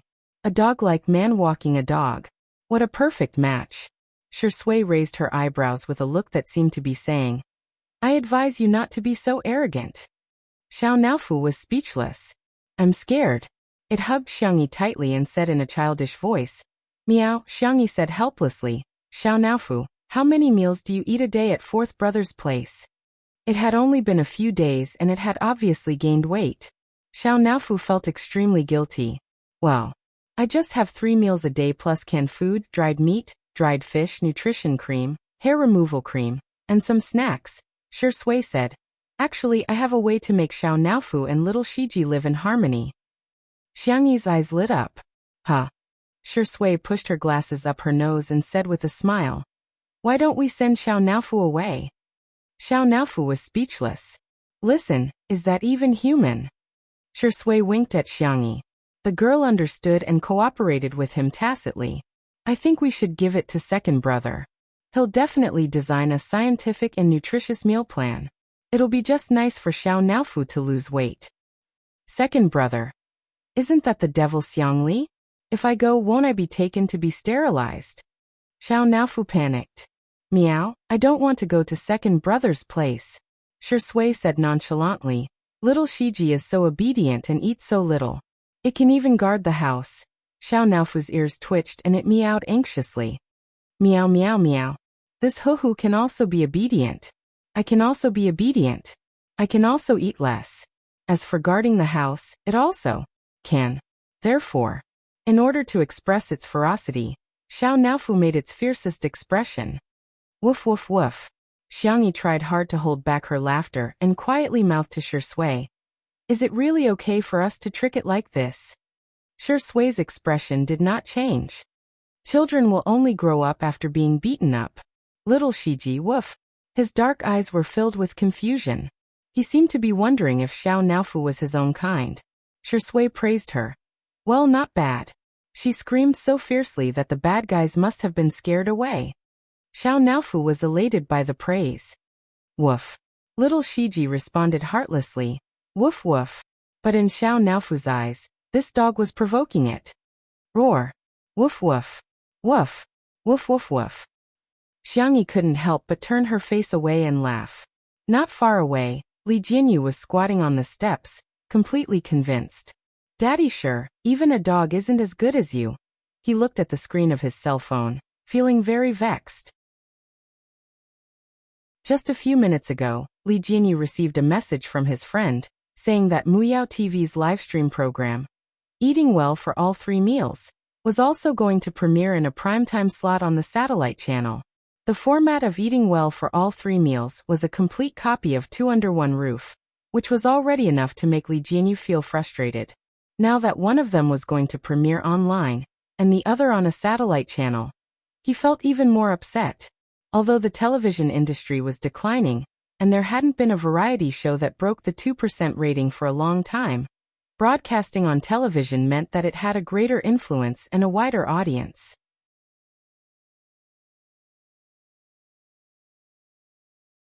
Chapter 346. On the other hand, if Two Under One Roof was only broadcasted on the internet, the audience would still be mostly young people. At present, Two Under One Roof was far ahead of the rest in terms of viewership ratings. However, if one day the popularity of Eating Well for All 3 Meals increased, perhaps Li Gue would become Li Kue in the eyes of the public. Are the efforts of the production team, Shui, and Sister E going to go down the drain just like that? On Friday, the thing that Li Jinyu was most worried about happened. Eating Well for All 3 Meals premiered on Muyao TV and other major online platforms during the primetime slot at 8 o'clock. Due to the novel theme, Shui, who was a martial arts star, and Jiang Yin'er, who was a famous singer with countless hit songs, the viewership ratings exceeded 1.8% within 10 minutes of the broadcast. This was almost the highest viewership ratings for a domestic variety show in the past 3 years. In terms of online viewership, Eating Well for All 3 Meals was also ahead of Two Under One Roof, and the gap between them seemed to be widening. Gradually, some negative comments began to appear on the internet. Eating Well for All 3 Meals is so interesting. I strongly recommend it, but what the hell is Two Under One Roof? Is it plagiarism? Meow TV is awesome. This is the first time that our whole family can watch a variety show together. Two Under One Roof is so disgusting. They're just following the trend.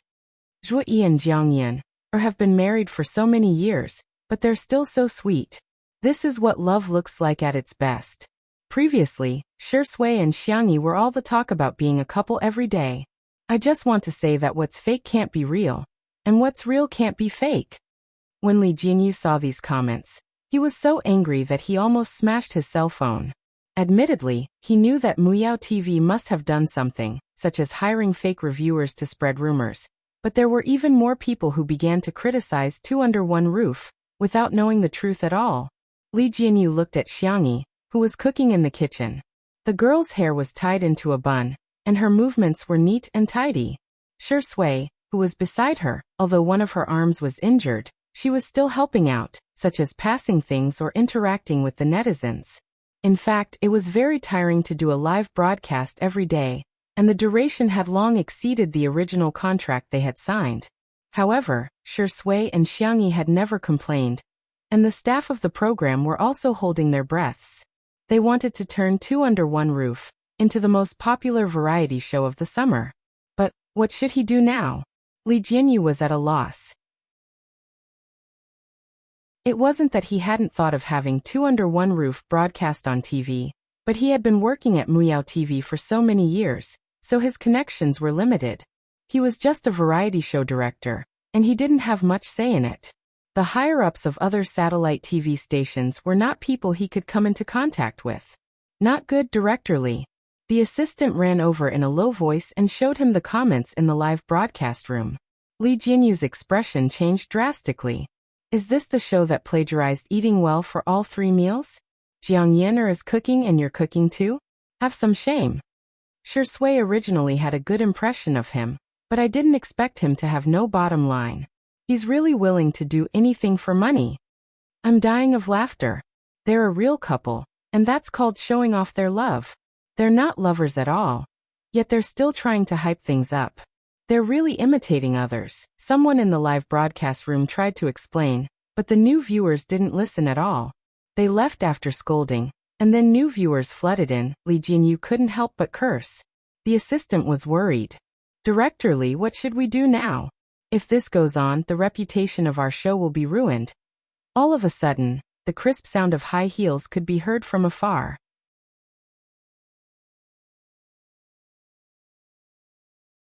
Chapter 347. Da-da-da. Every sound was like the beat of a drum, hitting his heart rhythmically. Good evening, Director Li. A familiar female voice sounded in Li Jinyu's ears. He turned around and was stunned. Director Wan?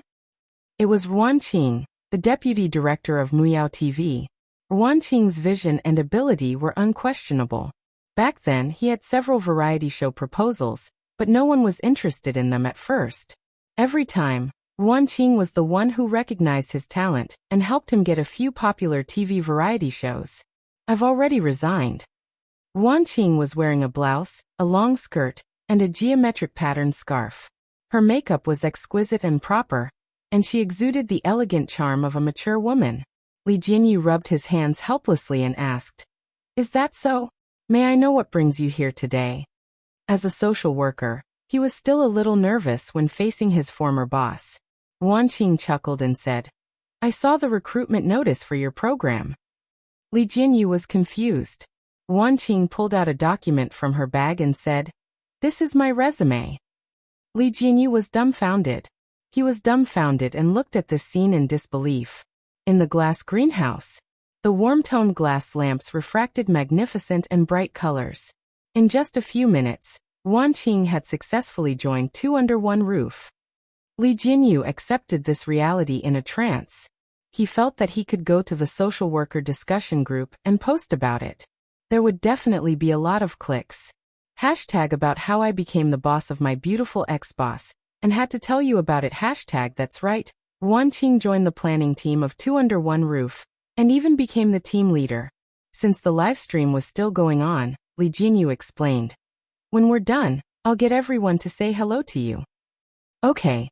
Ruan Qing switched to work mode, and took out a tablet from her bag, to show Li Jinyu the PowerPoint she had prepared in advance.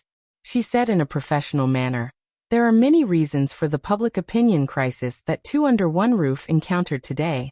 First of all, the people who watch live streams and variety shows overlap, but not completely. At present, live streams and variety shows account for half of the video entertainment industry in our country. The explanation is very simple, and that is, Two Under One Roof has been promoted.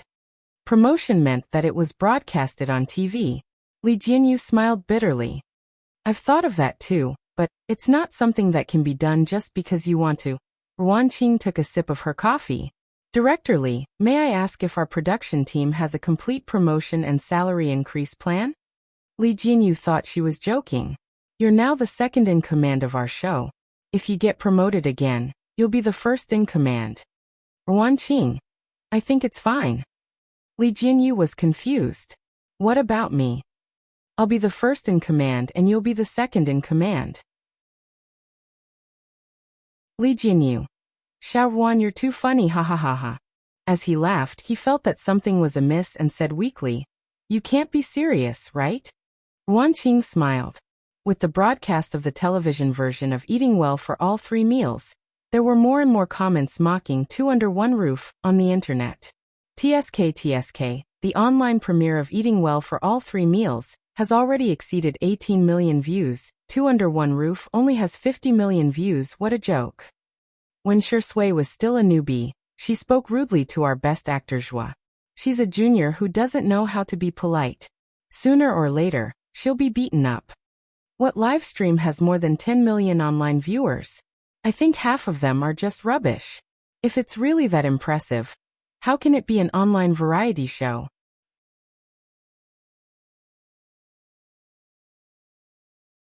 Chapter 348. People tend to have preconceived notions. Now that everyone saw Eating Well for All 3 Meals on TV, they naturally thought that Eating Well for All 3 Meals was the real thing, and Two Under One Roof was a fake. As for which variety show aired first and whose idea came first, they didn't even bother to check at all, and simply began to criticize. Zhu Yi's fans in particular had been clinging onto Shui. When Shui first debuted, she had collaborated with Zhu Yi in a movie, and it was revealed that a newcomer had spoken rudely to a senior, and was suspected of being arrogant. Later, Zhu Yi won double Best Actor awards and kept mocking Shui about it. However, later on, Shui won triple Best Actor awards, and was the youngest person in the entertainment industry to win the Grand Slam Best Actor awards. Hence, Zhu Yi's fans didn't dare to criticize her. Until today, this old grudge was brought up again. At 9 o'clock, the live stream ended. Li Jinyu gathered the staff in the yard and introduced Ruan Qing to everyone. This is Sister Ruan, my boss. Everyone was dumbfounded. Huh? Director Li's boss? Li Jinyu said bitterly. In short, Sister Ruan is now in charge of the planning and public relations of our program. You just have to remember that she's the boss of our program. He felt that this title would also go viral on the social media forum. Hashtag hello everyone, I'm the boss. I found myself a boss. Hashtag although everyone was dumbfounded, they still greeted Ruan Qing in a friendly and obsequious manner. Hello Sister Ruan. Sister Ruan, when can we get a raise? Sister Ruan, I want to report Director Li and Old Zhang for secretly eating chicken. Most of the people in the program were young people. Although life was a little tough, everyone had something to aspire to, and the atmosphere was particularly good. Ruan Qing naturally had no problem dealing with such a situation. However, she was used to the scheming in Miao TV, but in the face of such simple and pure enthusiasm, she was at a loss for what to do. Do you want to have supper? At the door of the villa, Xiangyi poked her head out and asked. I cooked some preserved egg and lean meat porridge. Everyone was eager to eat and looked at Ruan Qing eagerly. Ruan Qing didn't put on airs and said with a smile, Go ahead. Everyone cheered in unison and swarmed into the kitchen. After a while, Xiangyi came out with porridge and side dishes. Shui was with her. Shui had dealt with Ruanqing before, so she took the initiative to greet her. Sister Ruan. Ruanqing nodded in acknowledgement, and her gaze shifted to Xiangyi. The girl's temperament was calm, and her dimples were shallow when she smiled. Hello, Sister Ruan. Hello, Miss Yang. Xiangyi asked. Do you want to try supper? Ruanqing. Then I'm in for a treat. They sat down in the pavilion. Ruanqing tasted the porridge and suddenly paused. She seemed to have understood something. Xiangyi's cooking was indeed delicious. But apart from that, there was something else. It was an irresistible warmth. Perhaps coming here was the right choice. 10 minutes later, the haters were flaming two under one roof the most. The official Weibo account of Nanqing TV suddenly posted a Weibo post. Nanqing TV V. Tomorrow night at 8 p.m. on Saturday, stay tuned to Nanqing TV to watch the first episode of the first season of the first domestic live streaming variety show. Be there or be square. The official Weibo account of Two Under One Roof immediately reposted the Weibo post, causing a huge uproar online. What the heck? Who's laughing at Two Under One Roof? Does your face hurt? Nanqing TV is an official TV channel. Oh, this is amazing.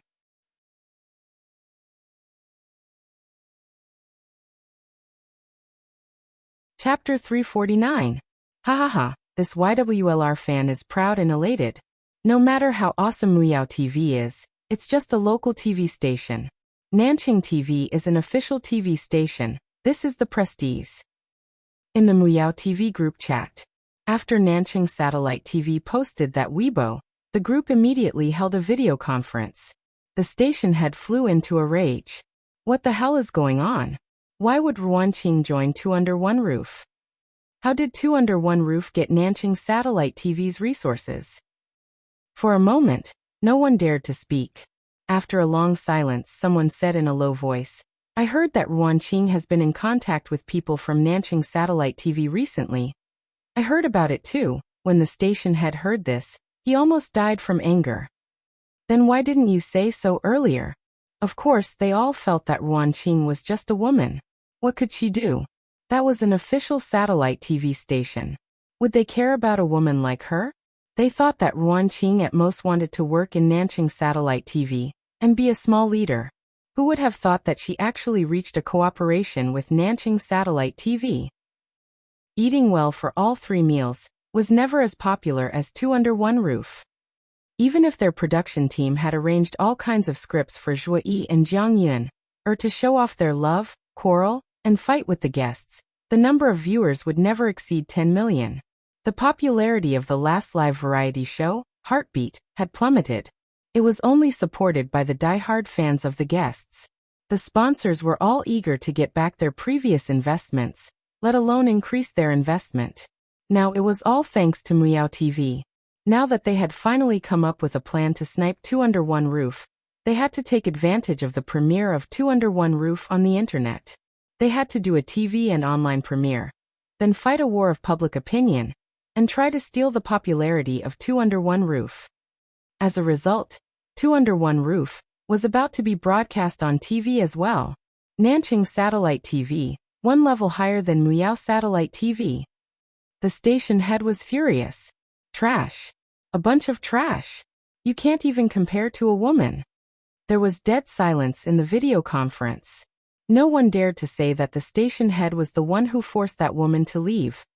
Muyao TV suffered the consequences of their own actions, and Zhuo Yi's fans were also rebuked by the Shui sisters. Youngest Grand Slam Best Actor Sui Suizi Heartsuit Viewership Record Holder Television Emperor Sui Suizi Heartsuit Light of Acting Sui Suizi Heartsuit First Class Business Sui Suizi Heartsuit. Acting like a big shot?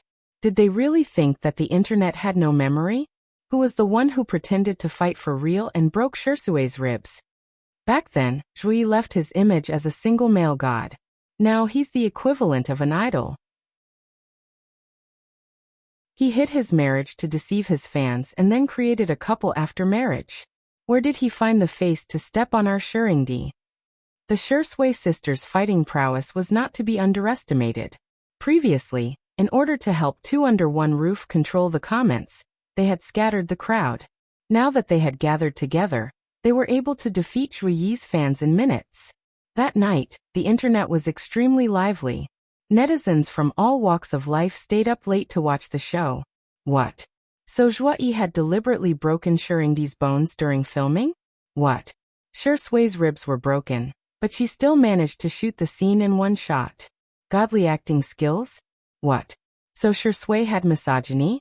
The only female celebrity he had ever had physical contact with was Xiang Yi. On the one hand, the fans of the untimely couple felt sorry for Shui, but on the other hand, it didn't stop them from falling head over heels.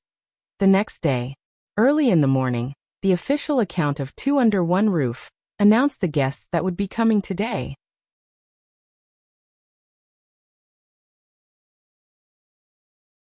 Chapter 350. Two Under One Roof. Please sign here for today's surprise. We are fortunate to have invited the movie queen Zhong Yi to participate in today's live stream. There are also 2 mystery guests.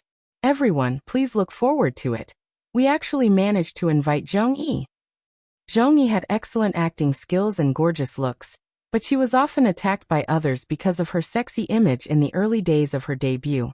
Her most famous film was Dustless, which was a collaboration with Shui. In the film, Shui played a detective who belonged to the good side, while Zhong Yi played a dancer who was both good and evil. She had a secret relationship with Shui. The director formed many artistic metaphors through their relationship, and the 2 of them also displayed superb acting skills, which were regarded as classics in the film industry. The 2 of them were about the same age, and Zhong Yi was 30 years old this year. When the film was released, many people were shocked by their acting skills in the film, and mistakenly thought that they were a real couple. Hence, the 2 of them were rather popular in the industry. The reason was that Shui had never interacted with any actresses before. Some of Zhong Yi's fans immediately expressed, "Her Highness has arrived. Zhong Yi and Zhong Yi CP are worth investing in." When Shui was interviewed, he said that he liked Zhong Yi's type very much. Ha ha, there's going to be a good show to watch. Zhong Yi is the beautiful type. Vase Fairy is going to be crushed by a beauty like Zhong Yi in seconds. Seeing how Zhong Yi's fans were being ridiculed, Xiang Yi's fans were displeased. Is our sister Yi someone you can bully as you please? Hence, Zhong Yi's fans were taught a lesson early in the morning. They were dumbfounded. Is this Xiang Yi that popular? Why does she have so many fans? The live stream began at 9 o'clock in the morning. The loyal fans of Two Under One Roof immediately swarmed into the live stream. The camera panned to a distant view of the mountains in the distance, where the colorful windmills of Little Rabbit Farm were rotating in the wind. The vegetable fields were fertile, the garden was lush, and there were flocks of chickens and ducks. In the yard, Xiao Naofu and Little Shiji were fighting. To be more precise, Xiao Naofu was bullying Little Shiji. She refused to drink her goat milk, and insisted on snatching the milk from Little Shiji's bowl. The little Shiba Inu's black eyes were wet. It didn't fight back even after being hit a few times by Xiao Naofu's fleshy paws. It even gave the goat milk to Xiao Naofu. The netizens in the live stream. Hooligan acts. Sterilization warning. Wow, this Shiba Inu is so cute. What a cute little puppy. Have I been drinking too much sugar lately? I think Little Shiji is spoiling Xiao Naofu a little. Ha ha ha, you don't have to. I saw the staff post yesterday. Although the 2 of them are of different species, they are of the same gender. Nothing good will happen if they get together. After the heartwarming scene was shot, the camera turned to the entrance of the manor. The black iron gate was covered in vines and roses. Zhong Yi, who was wearing a red v-neck dress, got out of the car with a strong aura. Her black high heels made her fair and straight legs look even longer. She was plump but not fat. She combed her wavy long hair, and as an actress, she accurately found the camera and smiled. Bullet comments in the live stream. "Aw sister, kill me." Zhong Yi's smile is so enchanting that it makes all the beauties pale in comparison. Zhong Yi is such a queen. I finally get the charm of a 30-year-old sister. Vase Fairy really can't compare to her. In the next second, Zhong Yi turned around and got out of the car.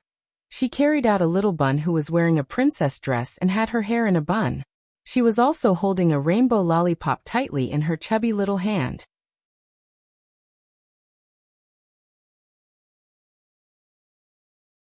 Chapter 351. The netizens were dumbfounded. What the hell? Where did this child come from? Someone asked. Could it be Zhong Yi's baby? As soon as the bullet screen was posted, Zhong Yi's fans immediately burst into laughter. Please don't spread rumors. You can eat whatever you want, but you can't say whatever you want. Smile. How did you know? Did you deliver her baby? If not, then shut up, okay? The production crew was also dumbfounded. However, Ruan Qing was present and made a few gestures to Li Jinyu. Li Jinyu coughed and picked up the microphone to greet Zhong Yi from behind the camera. Zhong Yi, welcome to Two Under One Roof. I wish you a happy day. He didn't mention the child because he didn't want to make Zhong Yi feel awkward. Zhong Yi nodded. Hello everyone. She looked at the little bun in her arms with a gentle gaze. This is my daughter Jiang Jiang. The production crew was speechless. The netizens were speechless. The corners of Li Jianyu's mouth twitched. What kind of luck is this? Today's hot search is going to be dominated by their variety show again. The executives of Muyao TV, who were secretly watching the live broadcast of Two Under One Roof, next door, almost vomited blood when they heard this. Another hot topic. Why did Two Under One Roof have to face it? They had spent hundreds of millions of yuan to invite Zhuo Yi and Jiang Yin, and the guest remuneration for each episode ranged from millions to tens of millions. As far as they knew, Two Under One Roof didn't pay a high notice fee, mainly because they had always invited veteran actors and actresses. They only charged a friendship price, which was a few 100,000 yuan at most. When Xiang Yi's family came, none of them asked for money. Instead, her third brother, Hades, had to fork out a lot of money. Not to mention, the president of the Chinese Medicine Association, the brothers of C7, and the upcoming Logic team came for free, low-cost, high-return. That was enough to make people green with envy. This variety show has its own hot topics. For example, when Xiang Yi played the Sanxian, the folk music bigwigs on Weibo, the Chinese Music Association, the cruelty exposed in the Mingxi Boys High School incident, and the subsequent reflection on education. Not to mention, when Xiang Yi's brothers exposed themselves, it brought about a lot of attention. But now Zhong Yi had exposed that she had a daughter. The director of Muyao TV was so angry that his eyes turned red. If he had kept Li Jinyu in the beginning, wouldn't all the achievements and popularity brought about by Two Under One Roof be his glory? Jiang Jiang's facial features were soft and adorable, and her eyes were young and round. She seemed to be very shy as she hugged her mother's neck tightly. Zhong Yi asked her to greet the others, but she didn't say a word. However, when Zhong Yi carried her to the courtyard and saw Shi Sui who went out to greet the guests, Jiang Jiang blinked. Shi Sui greeted her politely. Good morning, Senior Zhong. Zhong Yi was only 3 years older than him, but she had been in the industry for over 10 years. She was his senior. Long time no see. You're so fat now, Zhong Yi joked. I guess you've been eating well lately. Shi Sui chuckled. Is it that obvious?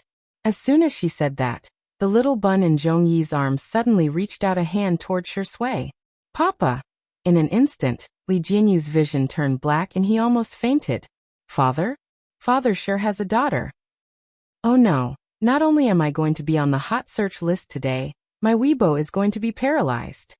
Shi Sui raised her eyebrows and asked, Are you Jiang Jiang? Yes. Papa hug. The little girl reached out her chubby and milky white arms toward Shi Sui. Li Jianyu's vision turned even darker when he saw Xiang Yi who appeared behind Shi Sui. Xiao Ruan, when I faint later, can you help me pinch my philtrum? Ruan Qing squinted and asked, Xiao Ruan. Li Jianyu was on the verge of breaking down. Is this the time to be fussing over what to call me?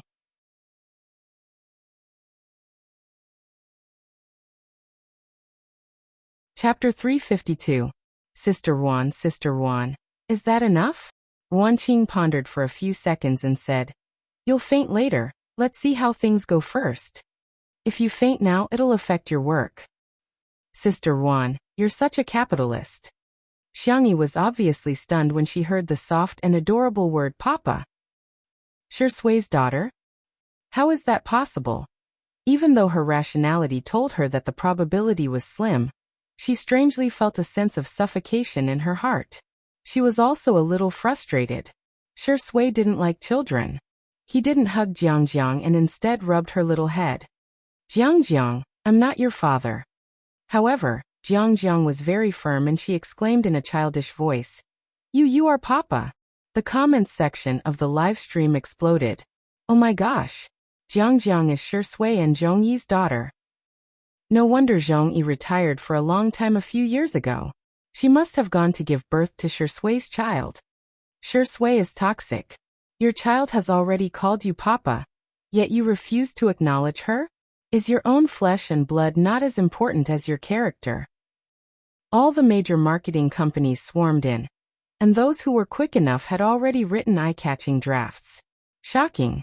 Shui's biological daughter has been exposed. She's actually... Shui and Zhongyi's relationship has come to fruition. I believe in love again. Zhongyi is the empress of the Empress Dowager. She's a shameless homewrecker. There were those who were just there to watch the show, those who were trying to ride on the hype, and those who were making things up. All of a sudden, rumors and slanders spread at the fastest speed. The number of viewers in the live stream of Two Under One Roof skyrocketed, and in just a few minutes, the number of viewers had already risen to millions. While everyone was watching, Zhongyi said indifferently, Jiangjiang, you've got the wrong person. Mummy. Jiangjiang blinked her grape-like eyes and tears began to well up in her eyes. Mommy, you're lying. Zhongyi naturally changed the subject. Jiangjiang, there's a kitty over there. Don't you like kitty the most? Jiangjiang was only 3 years old, and was at the age when her attention was easily diverted. When she saw Xiao Naofu, her eyes lit up and she fluttered her little legs. Mommy, I want to go down. Zhongyi put her on the ground, and the little girl bounced toward Xiao Naofu, looking carefree and innocent. Zhongyi tried to make light of it, but the netizens didn't buy it. Zhongyi must be hiding something. That's it? The denial is too weak. I was only 30% convinced just now, but judging by Zhongyi's attitude, I'm 70% convinced that she's having an affair with Shui. Miss Yang. Zhongyi had watched some videos of Two Under One Roof before she came, so she recognized Xiangyi. Xiangyi stepped forward and greeted him politely. Do you have any tasks for me? Zhongyi asked. Li Jingyu continued. Today's task is to change pots and fertilize the plants. Then we have to build a fence around the vegetable field. Zhongyi nodded, indicating that she got it. She asked Xiangyi, Where's the room? I'd like to change into some lighter clothes. Senior, this way please. Xiangyi brought her to change her clothes. The two of them were polite and distant, but that was actually normal. After all, they didn't know each other before. However, in the eyes of the netizens, countless meanings were interpreted. Zhongyi is really like an empress. The vase fairy is like a maid in contrast. TSK, I feel like a battle is about to start. Zhongyi has such a good figure, she can easily defeat Xiangyi. Zhongyi has been working with Shui since 5 years ago. A certain female celebrity is considered to have interfered in their relationship.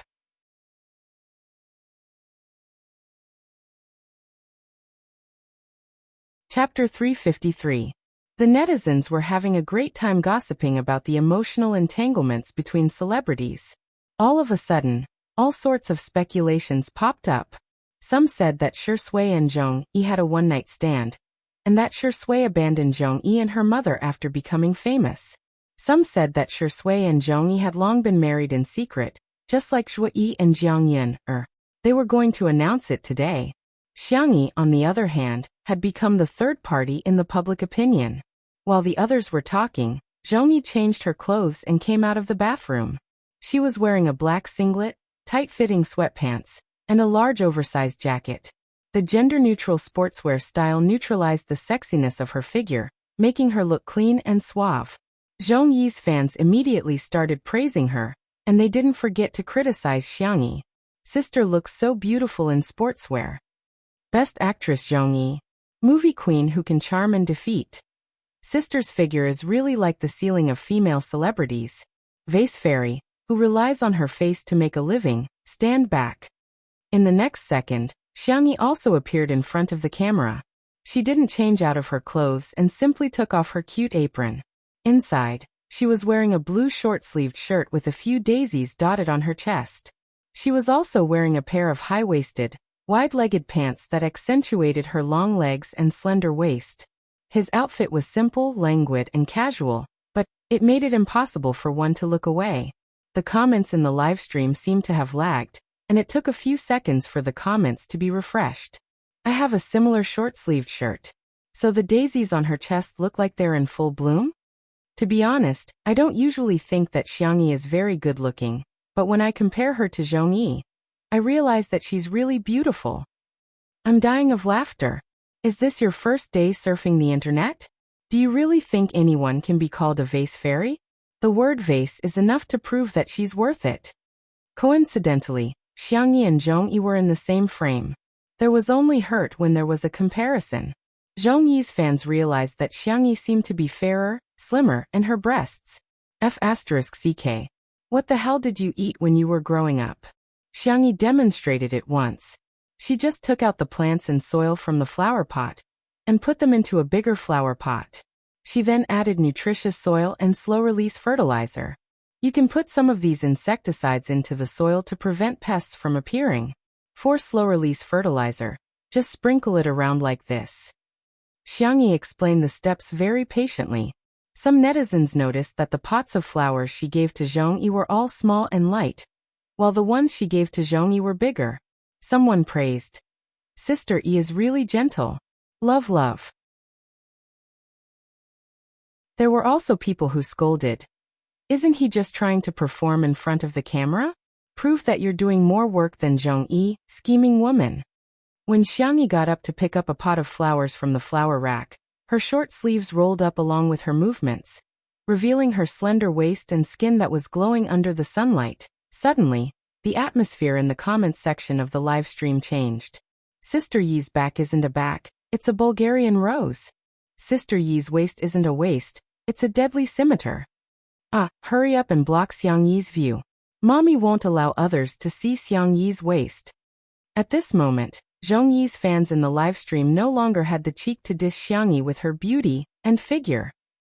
After all, the feeling of being slapped in the face was too uncomfortable.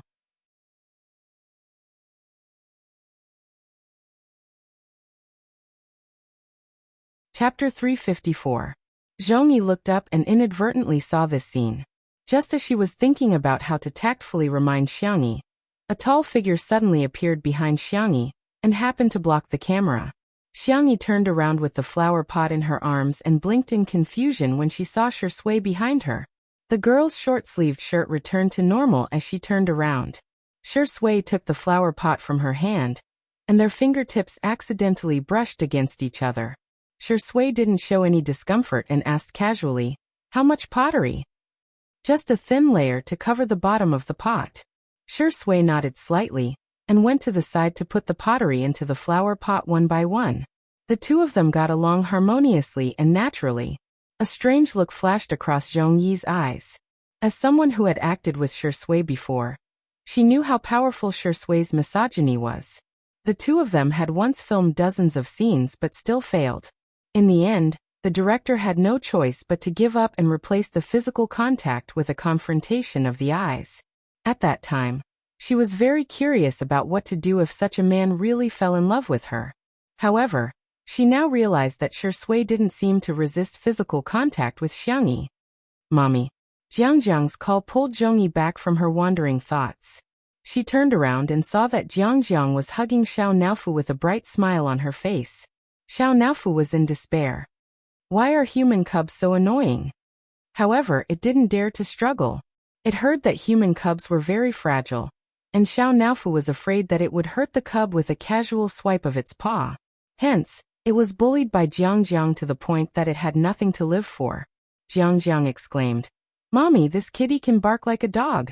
Xiao Naofu protested, "Meow. I'm not a cat. I don't bark like a dog.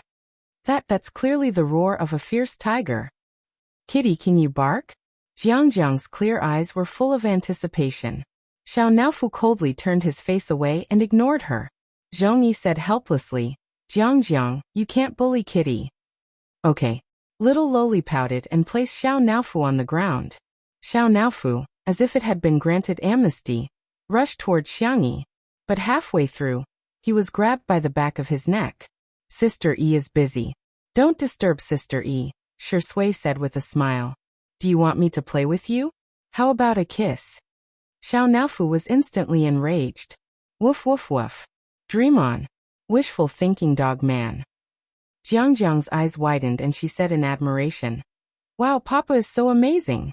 It can actually make a kitten bark like a dog. Zhong Yi seemed to have thought of something, as she remained silent. This scene was seen by the netizens in the live stream. So loving. It's obvious that he's coaxing his daughter. The look in Zhong Yi's eyes is so sad. It must have been hard for her to raise a child all these years. Scumbag Shi Sui. If you have the ability, then make an official announcement. If you don't care, why are you teasing Jiangjiang? She had gotten her father's love and lost it? Are you still human? The netizens were filled with righteous indignation, and they immediately imagined Shi Sui as a scumbag father. An untimely couple fan said. Shiringdi might be coaxing Xiang Yi too. Immediately, he became the target of public criticism and was scolded like a sieve. In their eyes, Shi Sui, Zhong Yi, and Jiangjiang were a family of three. Xiang Yi was superfluous. It was right to scold the mistress. On the contrary, there was a moral problem. There was a mistake in their thinking. They were openly supporting the mistress.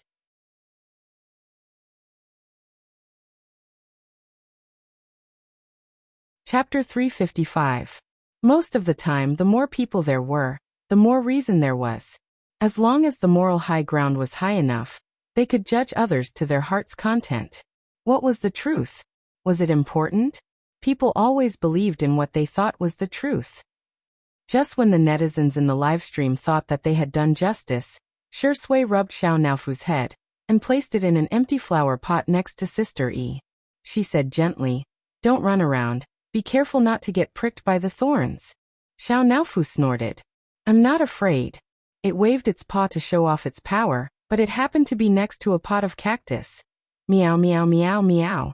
The little kitten cried miserably. Xiang Yi, who was at the side, wiped her hands and carried Xiao Naofu back to the living room. However, Shi Sui squatted in front of Jiangjiang and said seriously, Jiangjiang, you have to call me uncle. Jiangjiang felt aggrieved. But you're daddy. I'm not. Shi Sui's voice was gentle, but his attitude was firm. Jiangjiang, will you call someone else mommy? Jiangjiang sounded like she was about to cry. No, why? Because I believe you know that if you call someone else mommy, your mommy will be sad. So if you call me daddy, your real daddy will be sad too. Shi Sui tried his best to speak with logic that children could understand, but Jiangjiang still burst into tears. I'm sorry, Senior Zhang. I hope you can have a good talk with Jiangjiang. I don't want this misunderstanding to continue, okay?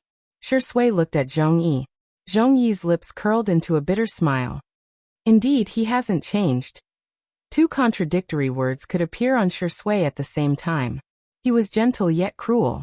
He was really a gentleman most of the time, and was polite to everyone. However, in some aspects, he refused to take a step back. She originally had some selfish motives. But now, it seemed that Shi Sui would not tolerate it at all. Zhong Yi closed her eyes and made up her mind. Jiangjiang, this is Uncle Shi Sui. He's not your father. Your daddy has gone to a faraway place. Jiangjiang sobbed and asked, Then, will I still be able to see daddy? We'll never see him again. Zhong Yi's voice was trembling. Jiangjiang cried even harder. Zhong Yi comforted her with a soft voice. On the other hand, Shi Sui's gaze remained indifferent. It was as if cold blood was flowing under his handsome appearance. In the live stream, countless viewers felt upset because of Jiangjiang's tears. The scumbag must die. Sigh, no matter what the adults are like, what did the children do wrong? Jiangjiang is so pitiful. Zhong Yi is clearly putting on a brave front. I'm going to vomit. I thought the clock couple was real, but I didn't expect Shi Sui to be so selfish. Not only did they not announce it, but they even forced Jiang not to call him daddy. She forced Zhong Yi to lie to the child. Shui would probably be drowned by the overwhelming comments if they were converted into spittle. In the living room of the villa, Xiang Yi applied some aloe vera gel on Xiao Naofu and bandaged it simply.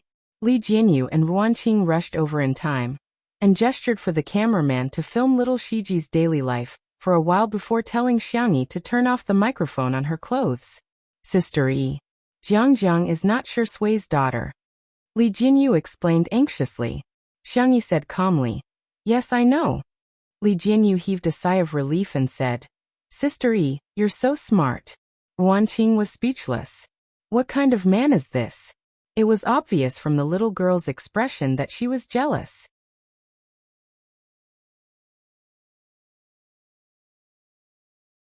Chapter 356. Li Jianyu was still babbling. "Sister Yi, don't worry. There's nothing going on between Mr. Shi and Zhong Yi." Xiang Yi said. Is that so?" Li Jianyu said. "They just worked together in a movie. Because their scenes together were so spectacular, they have a bunch of fans who love them together." Xiang Yi said. "Oh, I see. But most of the couples in the entertainment industry are fake. It's either a publicity stunt or just a figment of the imagination of the fans." Ruan Qing covered his mouth and asked with a smile, "How's Xiao Naofu?" "It's all right, it's just a little pricked." Xiang Yi placed it in the kitty villa, but Xiao Naofu refused to sleep and insisted on occupying little Shiji's kennel. It lay flat on the ground with its buttocks sticking out. "Maybe you can talk to Shui," Ruan Qing suggested. Xiang Yi said calmly, "You've misunderstood. There's nothing for the two of us to talk about. We just worked together on a variety show. Most of the couples in the entertainment industry are fake. The two of us are no exception." Ruan Qing coughed, wanting to remind her that Shui was right behind her. However, Xiang Yi was still calmly narrating. "We're not a real couple. It doesn't matter to me whether he has a child or not." "Me too." She paused, seemingly not trying to convince Ruan Qing, but trying to hypnotize herself. "I'm just a fan of his." The man at the door was tall and slender.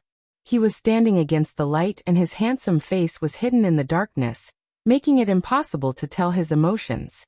Li Jianyu held his breath, not daring to make a sound. "What kind of hell is this?" Ruan Qing hesitated for a few seconds and asked tentatively, "So you don't like Shui at all?" Li Jianyu's gaze was vivid as if to say, "Sister Ruan, are you crazy?" In the next second, Xiang Yi said in a huff, "I don't like her." The figure at the door paused stiffly for a few seconds. A moment later, the man left. Boom. Li Jianyu's heart was about to break. He hadn't even had the chance to witness the untimely beginning, but was he going to witness the untimely end? But Ruan Qing asked again, "You really don't like it?" She smiled and said, "Zhong Yi and Shui are together now, and they have a child together. The three of them seem to be a good family." Li Jianyu looked at Ruan Qing in disbelief. "Sister Ruan, why are you fanning the flames?" But he didn't expect something unexpected to happen. The room was silent. Xiang Yi didn't answer the question. She just held the cat teaser and seriously teased the air. Li Jianyu was confused. "Sister Yi, are you blind? Xiao Naofu is obviously in the kennel. Why are you waving the cat stick at the cat kennel?" The corners of Ruan Qing's lips curled up. There were some things that could be conveyed without words. She walked up and patted Xiang Yi on the shoulder. "I forgot to tell you something. Today's two mystery guests are related to you." Xiang Yi. Before she finished speaking, a kind and warm voice came from the door. "Good girl Tutu, Grandma is here to see you." Xiang Yi's eyes, which were originally gloomy, immediately lit up. "Grandma." Madame Xiang entered the entrance and yelled, "Old man, since you're already here, why are you standing at the door?" Xiang Yin's stubborn voice came from outside the door. "What do you know? I'm just enjoying the scenery." Madame Xiang covered her mouth and snickered. She whispered to Xiang Yi softly, "Ignore him. He got up early in the morning and changed into more than 10 sets of clothes in order to attend your show today. I've never seen such a shameless old man."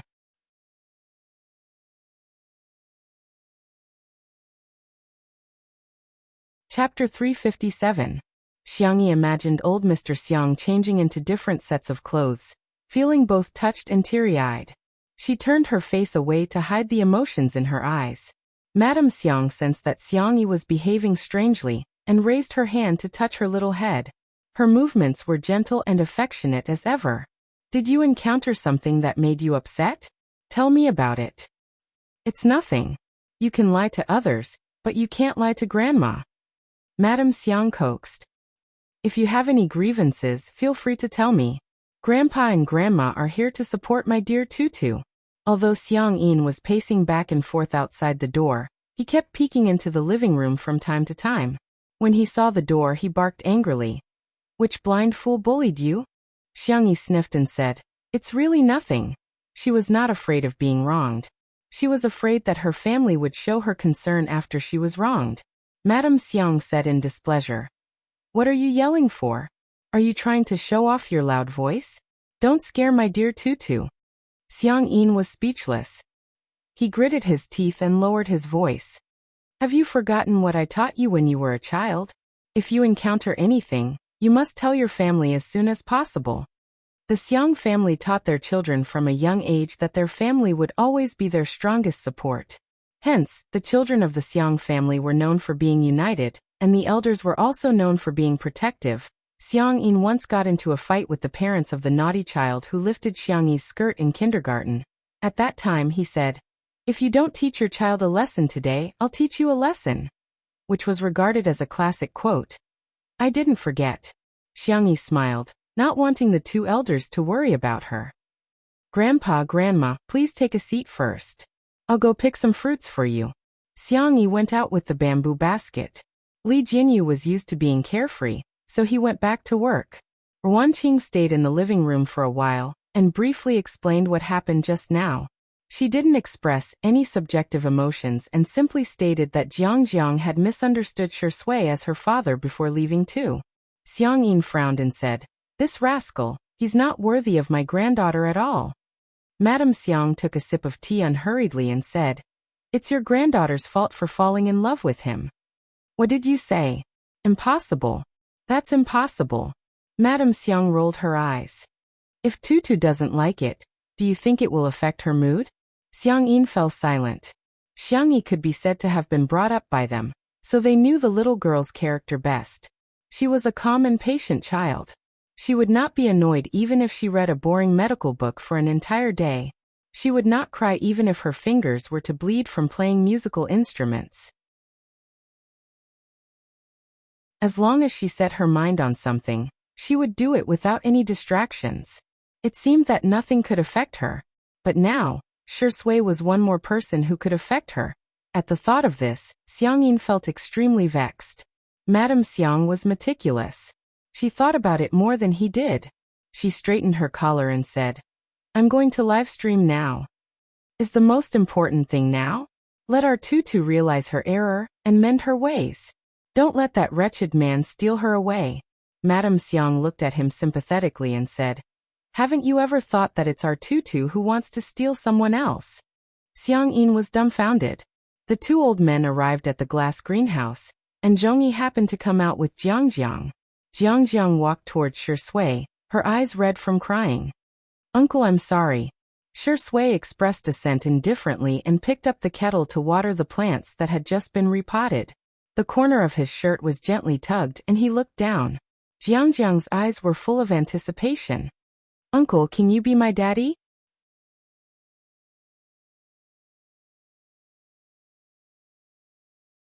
Chapter 358. Little Lolita was innocent and her eyes were red. If it were anyone else, their heart would have softened. However, Shui was indifferent and he didn't even stop watering the flowers. I'm sorry, Jiang. Shui didn't say anything else, but Jiang had already understood what he meant. Tears welled up in her big, black grape-like eyes, and she slowly let go of the corner of Shui's shirt. The viewers of the livestream broke out into an uproar again because of this scene. I've never seen such a cold-blooded father. Even if she's not his biological daughter, she's still young. What's wrong with coaxing her? Madame Xiang stepped forward and comforted her softly. Jiang, do you want some candy? She took out a toffeecito from her pocket. Shui was speechless. He suddenly understood why Sister Yi's family gave her candy to coax her. Jiang hesitated for a moment, but in the end, she couldn't resist the temptation of the candy. She took the toffeecito and said in a soft and tender voice, "Thank you, Grandma." "You're welcome." Madame Xiang was very approachable, and she was the kind of grandmother who was especially popular with children. "Jiang, can you tell Grandma why you call this Uncle Daddy?" Jiang looked at Shui and then at Zhongyi. After a while she said slowly, "Because Mommy showed me a photo of Daddy. Uncle and Daddy look very alike." "But just because they look alike doesn't mean that they're the same person, right?" Jiang nodded. Madame Xiang easily dealt with little Lolita and looked up at Shui. "Shui, Grandma watched you grow up and I believe you're a responsible man. Is Jiang your daughter?" The netizens in the live stream immediately perked up. Will the tables turn this time? However, Shui sighed helplessly and said, "Grandma, I've never even had a girlfriend before. How can I have a daughter?" The netizens were flabbergasted. "Is this for real?" Shui is still denying it. Not far away, Zhongyi's face turned pale. She pursed her lips and tried to change the subject. "Where's Miss Xiang? I want to ask her how much insecticide she put in."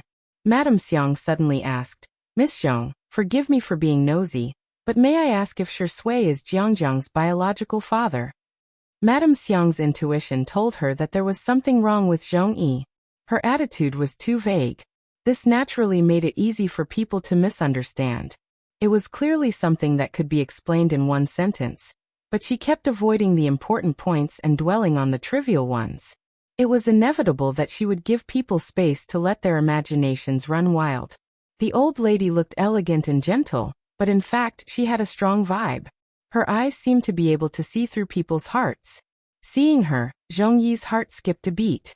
She clenched her fists and said hoarsely, "Is it that important?" Jiang misunderstood and her eyes lit up again. "Mommy, are you lying to me? Is Uncle an uncle or Papa?" This time, before Madame Xiang could say anything, Xiangyin hollered loudly, "This woman, comrade, parents are children's role models.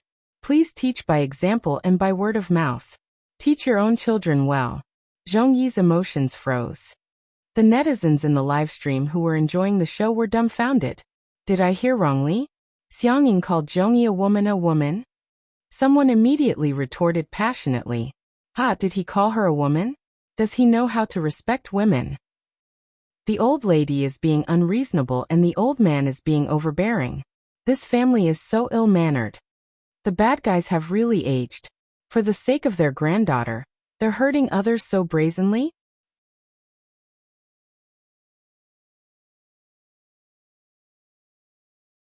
Chapter 359. There were plenty of people who sympathized with Zhongyi and Jiang's encounter, but their sympathy turned into anger.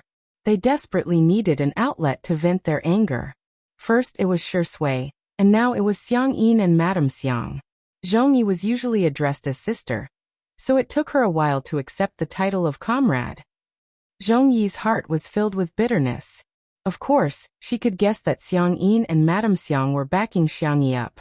She really envied Xiangyi, who was doted on so much. "Jiang, I'm sorry I lied to you.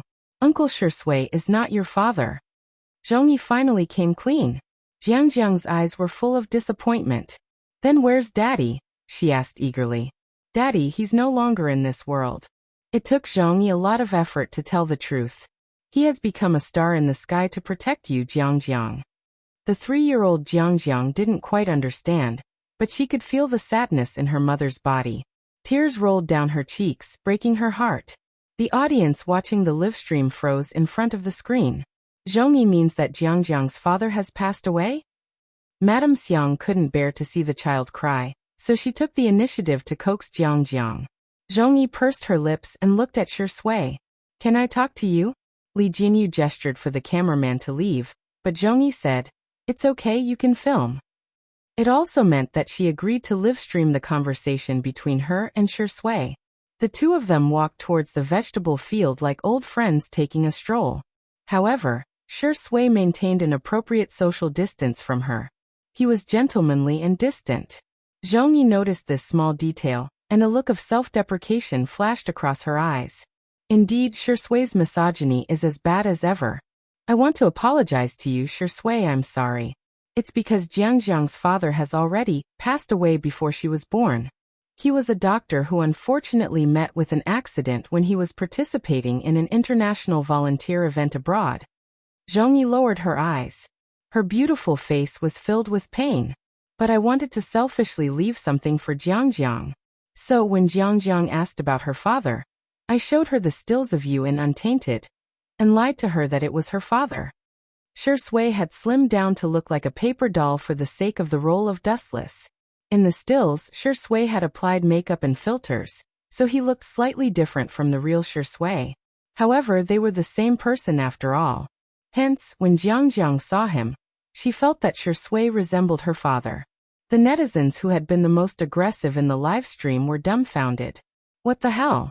All this wasn't because Shi Sui was a scumbag, but because Zhong Yi was lying. I'm sorry, I'm really sorry. I didn't mean anything else. I just didn't want Jiang to feel like a child without a father. Zhong Yi lost control of her emotions and covered her face with her hands to block her tears. Actually, you don't look like him at all. He's not as good looking as you are and he's not as tall as you are, but he's really, really good. At the end of her sentence, Zhong Yi was already a little incoherent, but one could tell that she was referring to Jiang's biological father. Shi Sui's eyes were deep and dark. He lowered his eyelids and the emotions in his eyes were thin and cold. Senior, my condolences.